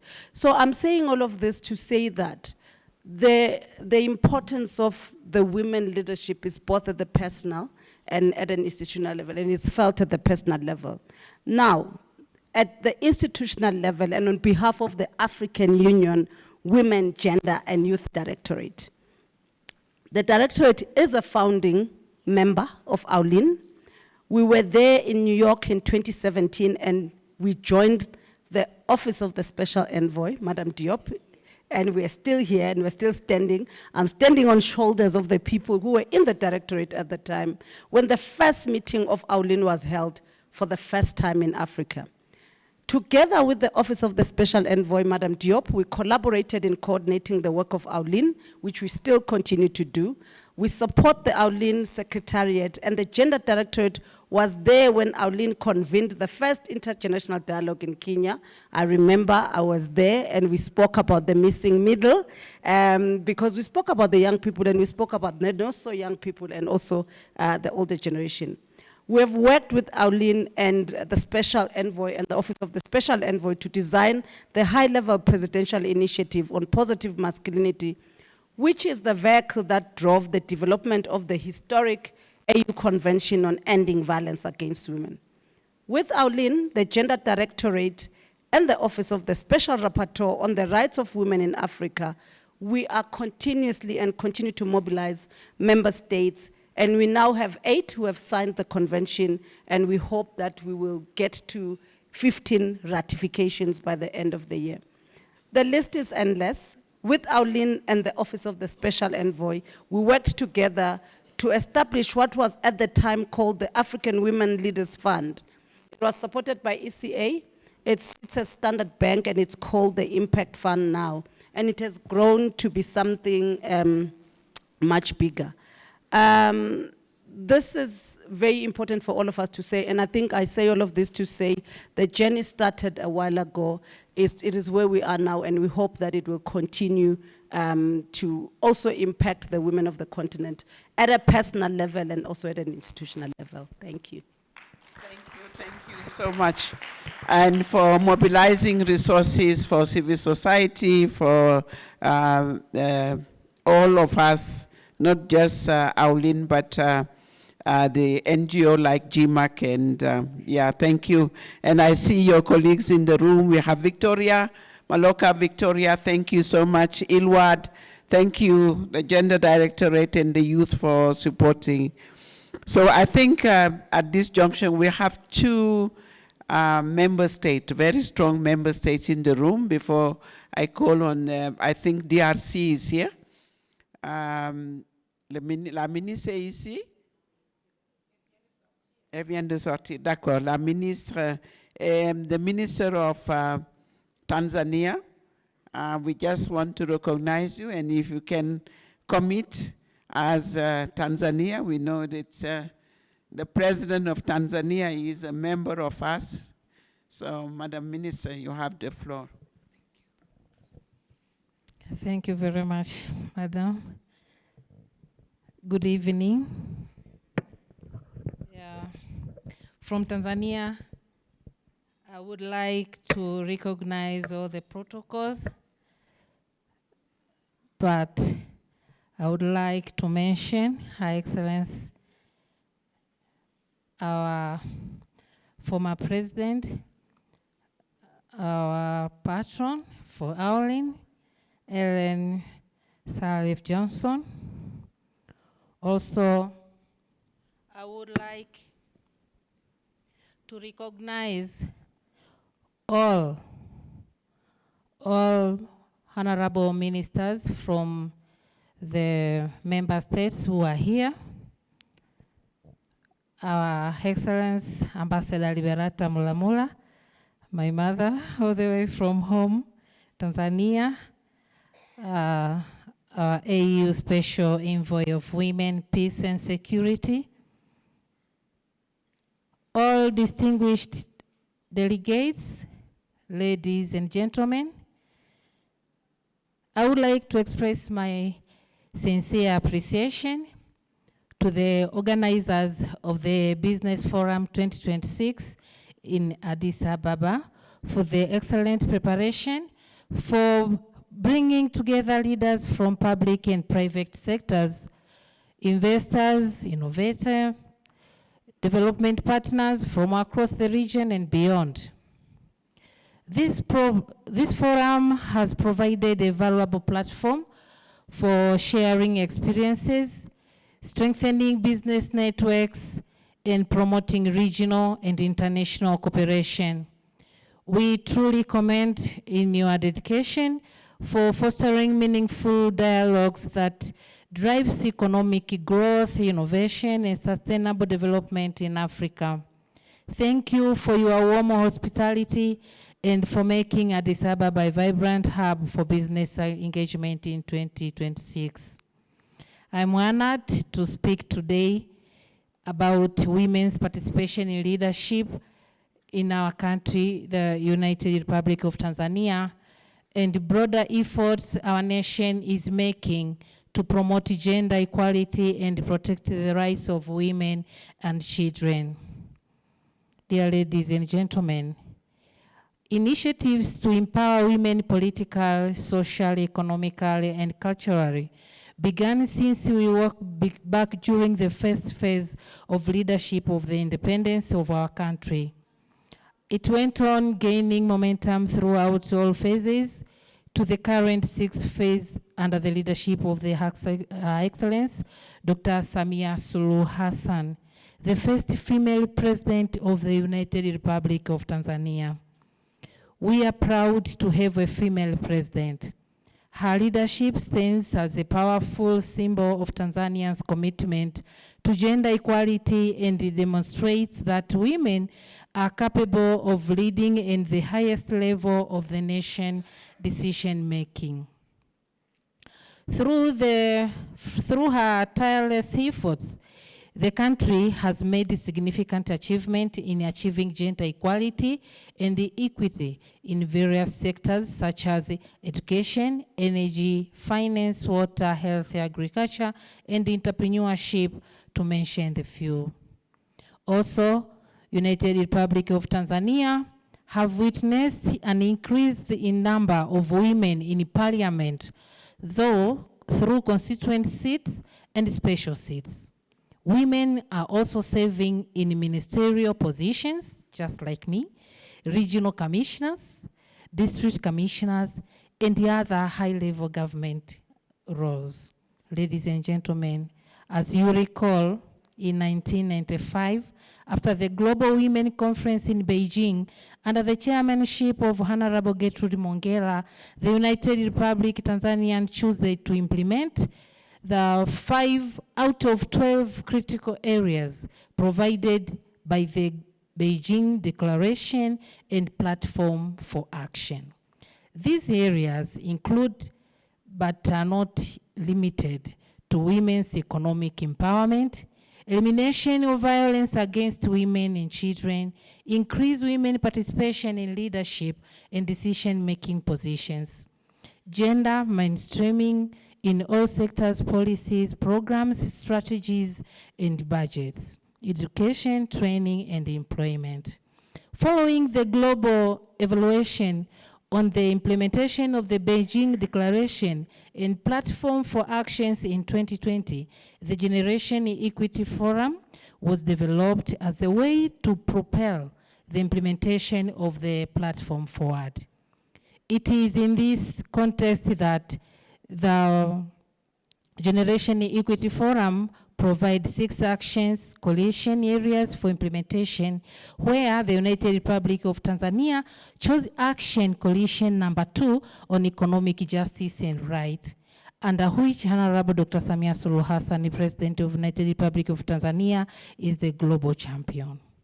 Following the implementation of the GF since 2021, the United Republic of Tanzania has managed to prepare its 5 special programs, known as Tanzania Generation Equity Program, to the implemented forum from 2021-2026. Establishment of the National Gender Machinery. The government of the United Republic of Tanzania has established a special ministry responsible for, amongst the other things, gender and empowerment of women, Ministry of Community Development, Gender, Women, and Special Groups, which I am proud to serve as the Deputy Minister. This is a result of political will and clear commitment towards achieving gender equality and women empowerment. In 2022, the Ministry of Finance and Planning has the first time in its public financial management reform program integrated gender targets in 3 out of its 5 priority areas in strategic plan of 2022-2027. This commitment provides a concrete policy level entry point for implementing gender responsive budgeting in Tanzania, and it's in line with the SDG target. Development of the National Gender of Women Development Policy of 2023, the government of the United Republic of Tanzania is implementing the National Gender and Women Development Policy of 2023. The policy, amongst the other things, have prioritized women economic empowerment, youth and male engagement as important weapons to achieve gender equality in the country. Implementation of National Plan of Africa to end violence against women and children. However, we recognize that the leadership is not only about representation, it is also about creating a safe and enabling environment where women and children can thrive. That's why the government of the United Republic of Tanzania, in collaboration with various stakeholders, launched the National Plan of Action to end violence against women and children. The main goal of this National Plan of Action is to strengthen prevention, protection, response, and coordination mechanisms to eliminate all forms of violence against women and children. It aims to prevent gender-based violence through awareness, education, and community engagement. Also, it improves access to quality support services for survivors, including legal aid, health care, and psychological support. Again, it enhances coordination among government institutions, civil society, and development partners to ensure effective implementation. Through this plan, government demonstrates that empowering women in leadership. After saying this, please, may you receive all these plans from the government of Tanzania, and we are very happy and ready to work with the AWLN, and I am happy also to meet the elders of AWLN. Maybe I'm one of the youngest who I'm going to learn from you. Thank you very much. Thank you so much, Deputy Minister, for telling us what is happening in Tanzania. Mama Mongela is part of us, as you know, founder of AWLN as well, and Ambassador Mula have also launched the AWLN chapter while the president was vice president at that time in Tanzania. So we have the AWLN lead of all national chapter, who has come from DRC. Madam Mwange, can you say just what you are doing as AWLN right now? Just in 2 minutes, and Maza, and we close the session.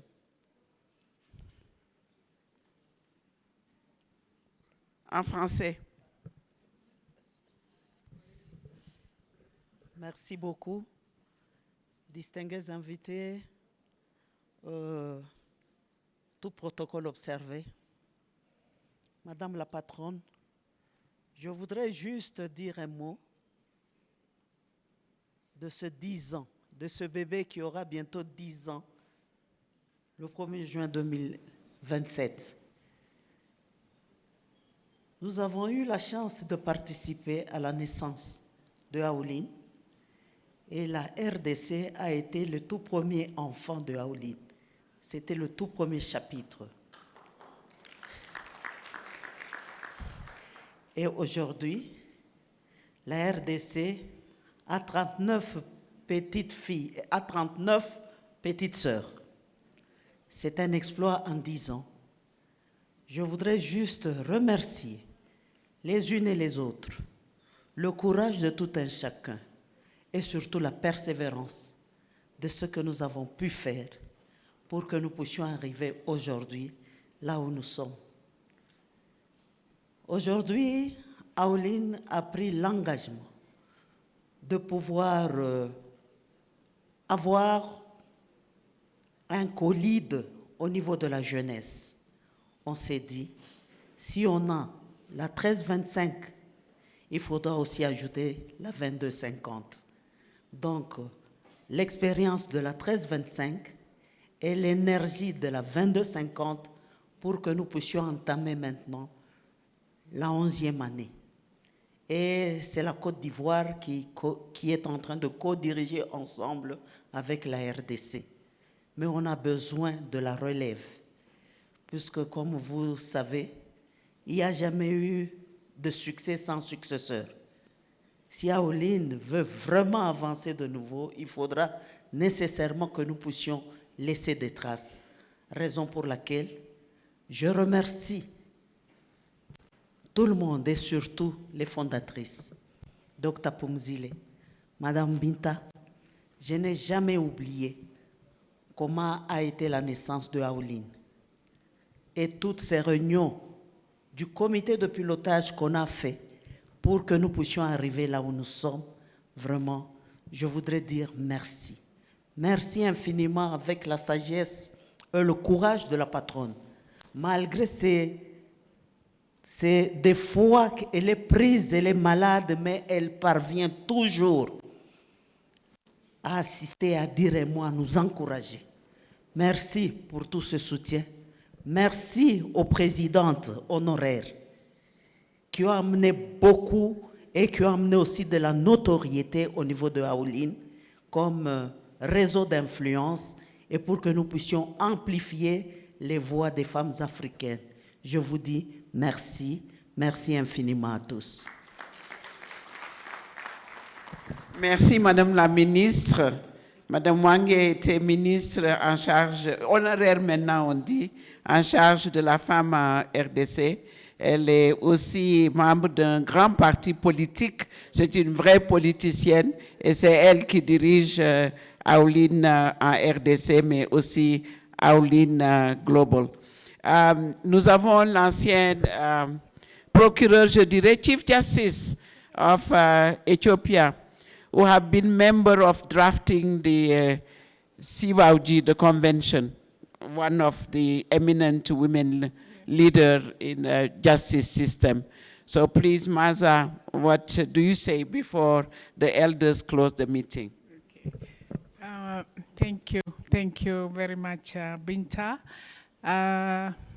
Today, the whole day, our elders and leaders were talking about leadership and that leadership is a journey and success is also is a business. It's not a business that is done once and for all, but it is a continued process.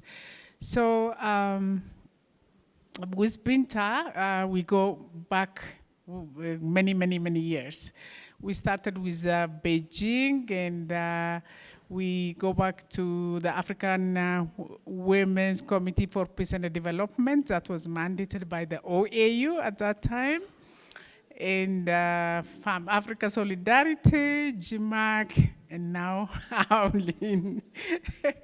In terms of our output, I think we have to celebrate the Solomon Declaration, the Women's Protocol, and you know, the peace, also the peace and the women peace architectures and the different frameworks in different African countries, and now the Convention on the Elimination of All Forms of Violence Against Women and Girls. So this is a long journey.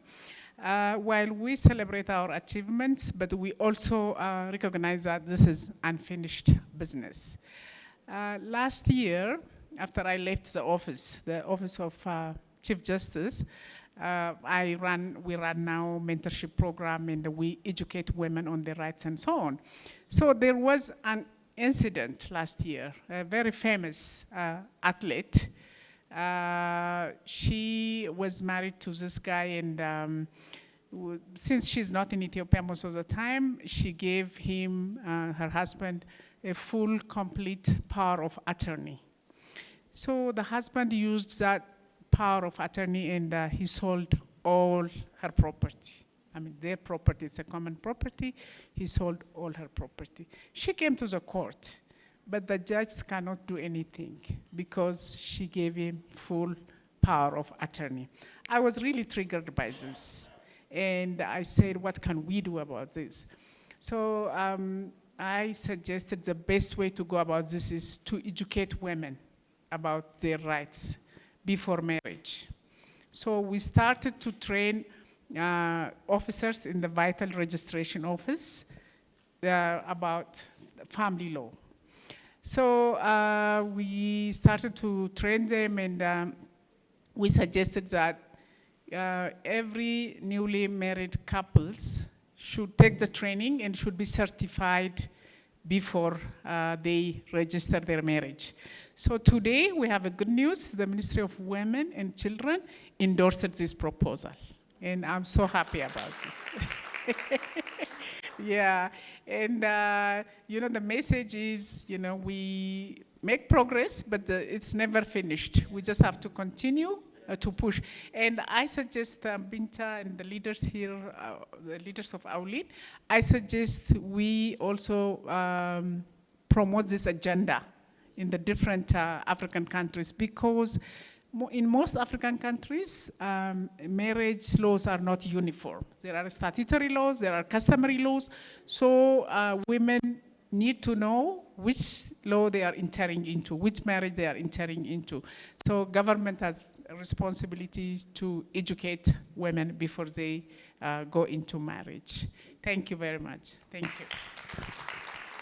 We need more Chief Justices. You see now your office as former, you are really going to empower African women on their human rights, the women's human rights. So thank you. So I think my role have been, I have done my bit. Giving back to the high table here. I think everybody, have I any partners in the room who want to commit to AWLN? No. I think we have said, Joyce, you will be closing, but I give the mic to the leaders around the room here, this high table, and they will say the comment. Pumzile, I start with the two presidents. And the two presidents have really done very good this morning. This morning, Madame Samba Panza nous a dit comment elle a lancé sa fondation extraordinaire du travail qu'elle est en train de faire dans son pays également. Et on a entendu aussi également la présidente Saliwork Zwede qui aussi est en train de faire tout pour le leadership de son pays, des femmes, des jeunes, mais également sur la paix et la sécurité. Donc, on voudrait les entendre tous les deux pour nous donner donc un mot de sagesse. Je sais, la Gambie, tu voudrais dire quelque chose avant elle? Non, la jeune, non. Je crois que tout a été dit, n'est-ce pas? Gambie, d'accord.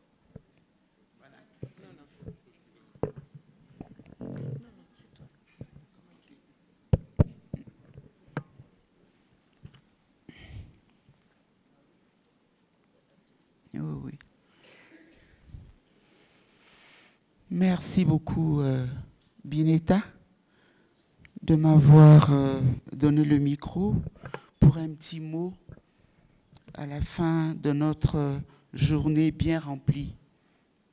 Mais que dire de plus que tout ce qu'on a déjà entendu ce matin et qui a été dit par ces imminentes personnalités ici présentes sur AWLN, sur le travail important que AWLN fait sur le terrain.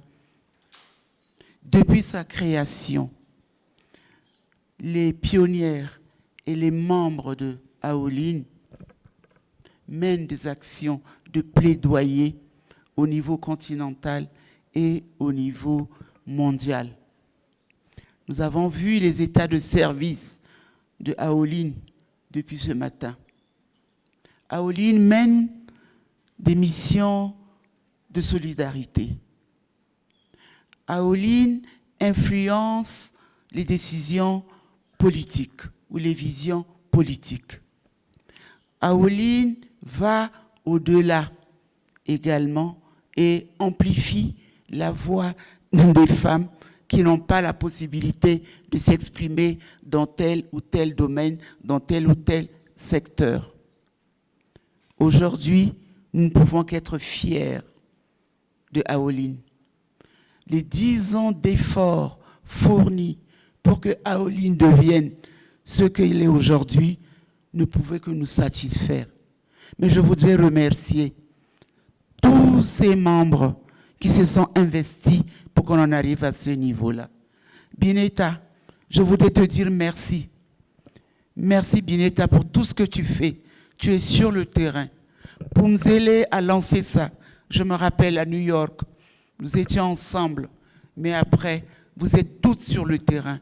Sans vous, on ne serait pas arrivé à ce niveau-là. Mais AWLN aura 10 ans l'année prochaine. Après 10 ans, il est important de revisiter le chemin parcouru. C'est une œuvre humaine. Elle n'est pas parfaite. Il y a peut-être des défis qui se posent à AWLN qu'il faut relever. Il y a peut-être des problèmes sur le fonctionnement d'AWLN, sur les organes d'AWLN, sur la gouvernance d'AWLN. Quand nous nous rencontrons à l'occasion du sommet de l'Union africaine, nous avons une journée pour faire une évaluation réelle, profonde de notre organisation. Il faudrait peut-être repenser le mode de rencontre et d'évaluation. Nous pouvons nous battre, puisque nous faisons le plaidoyer pour d'autres, nous battre pour voir s'il est possible de nous réunir dans un des pays des pionniers qui sont là, en prenant peut-être 2 jours, en prenant peut-être 3 jours. C'est beaucoup pour les responsables que nous sommes, mais qu'on prenne le temps d'une évaluation sérieuse et réelle de notre fonctionnement.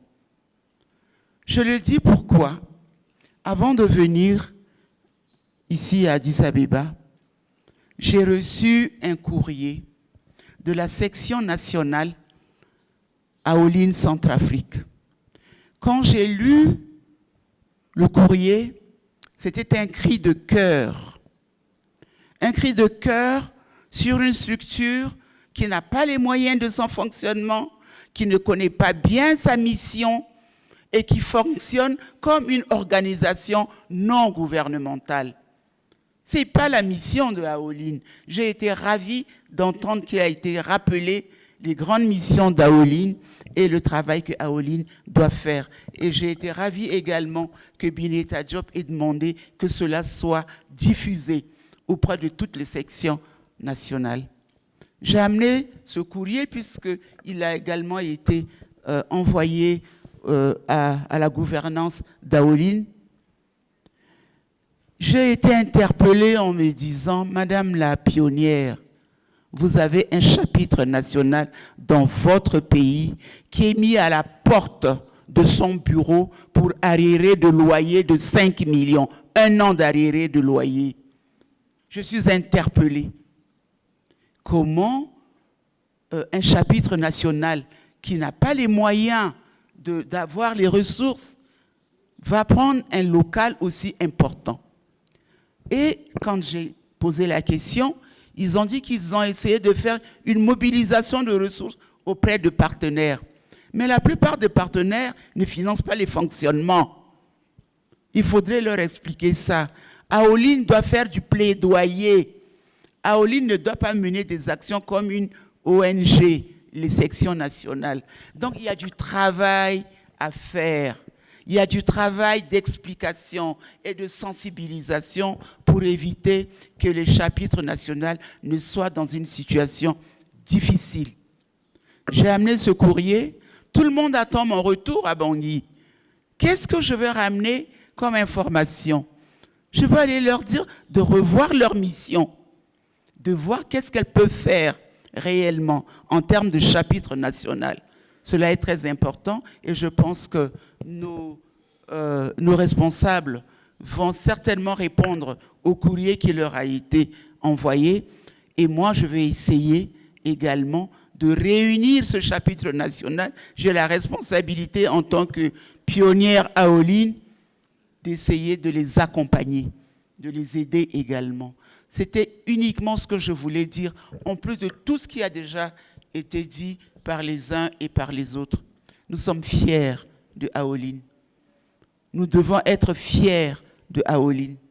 Quand nous avons commencé en 2017, nous ne pouvons pas imaginer qu'on serait à ce niveau-là.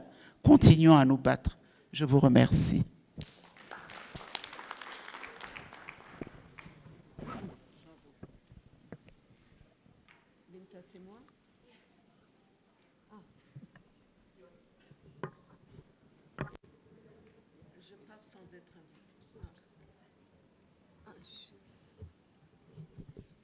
Moi, je note tout.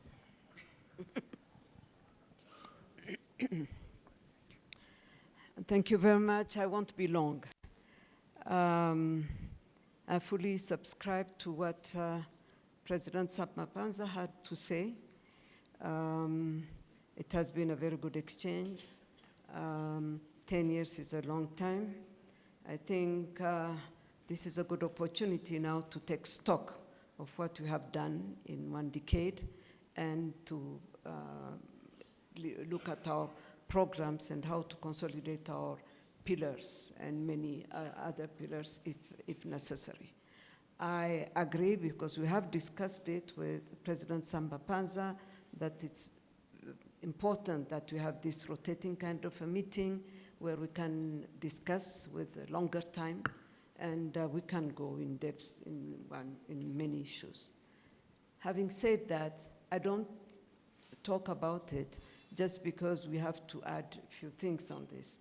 I'm very proud of what AWLN has done in 10 years.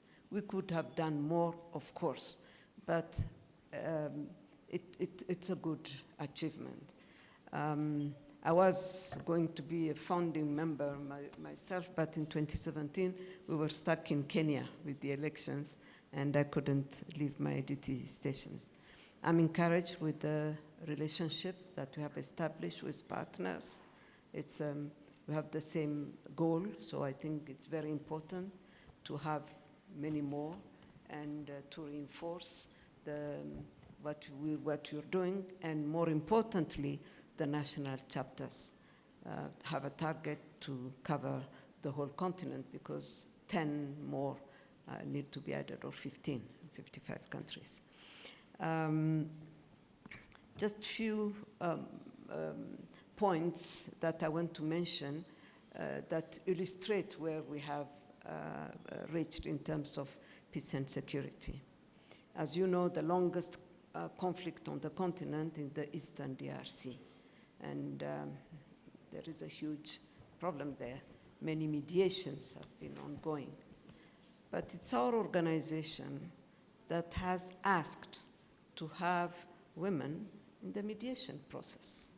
Our patron wrote to the mediator at that time. So the two of us, President Samba Panza and myself, are part of it.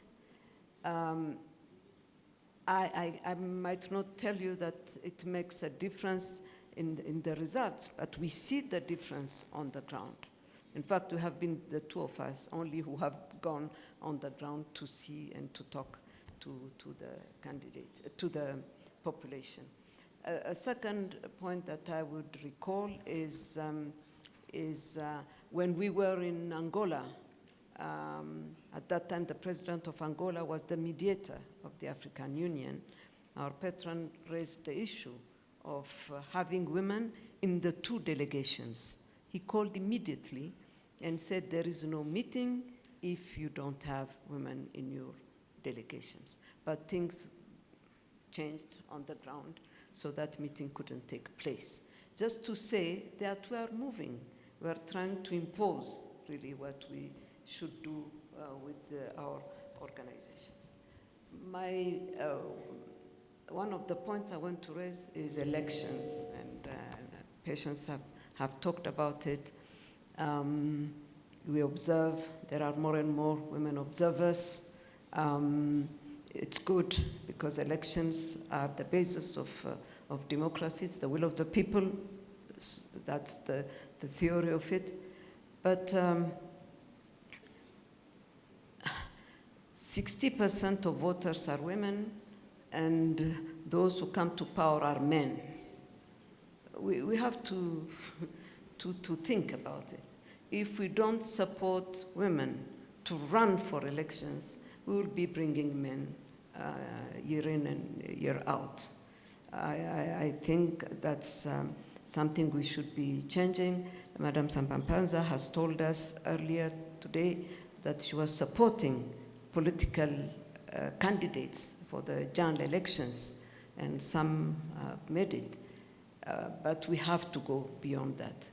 There should be something that will guide us in that direction. So let's get ready for another decade of AWLN, a stronger AWLN, a well-listened to AWLN. We will have a young generation coming up and taking over, and that we will have our rightful place. To you, Binta, I would like to really thank you for all what you have done. Earlier, I was talking during the conversation between the two important female presidents, that it's a lonely journey when you are a president. Your presence here has been very helpful. I can testify because I have been the beneficiary of that. Thank you very much.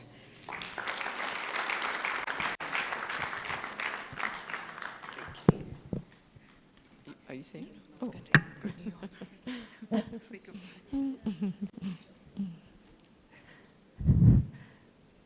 In this room, there are people who are untiring, absolutely committed, indefatigable, but I don't want to test that resolve anymore.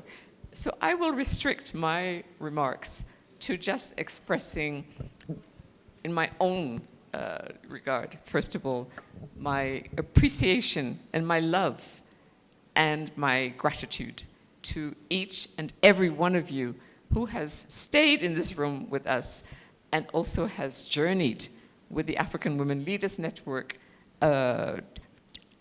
bringing us to our 10-year anniversary next year, and as President Sally Work said, another decade, we hope, and to continue further. We have male allies in this room. Ambassador Idris, I just want to mention you, but there's many here. And because if I start to mention each and every one of you, it's going to take us to 10 o'clock, and I have noted the lateness. But I do want to call on my team, Ashley, Fatou, could you all please just come up?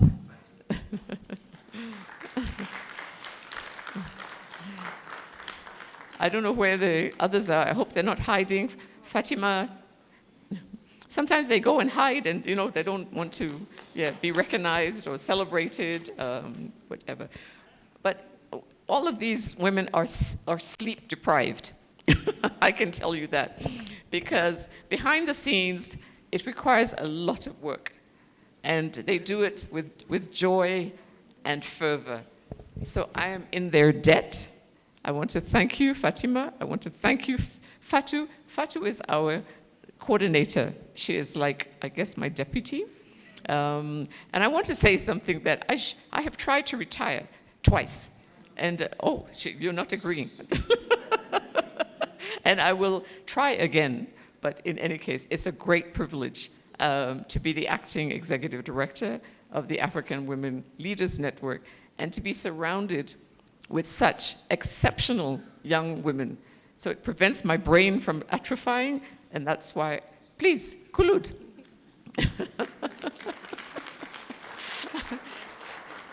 As you can see, she's been collecting different things from the African Union, badges, car passes, all of those kinds of things that one has to do. But just to say, there's no way that I could not work on women's rights. First of all, it's my own passion. But all my friends know that Her Excellency Ellen Johnson Sirleaf is my boss for life.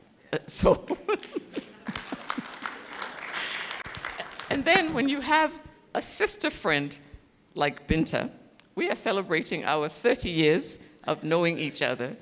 You can't say no to her.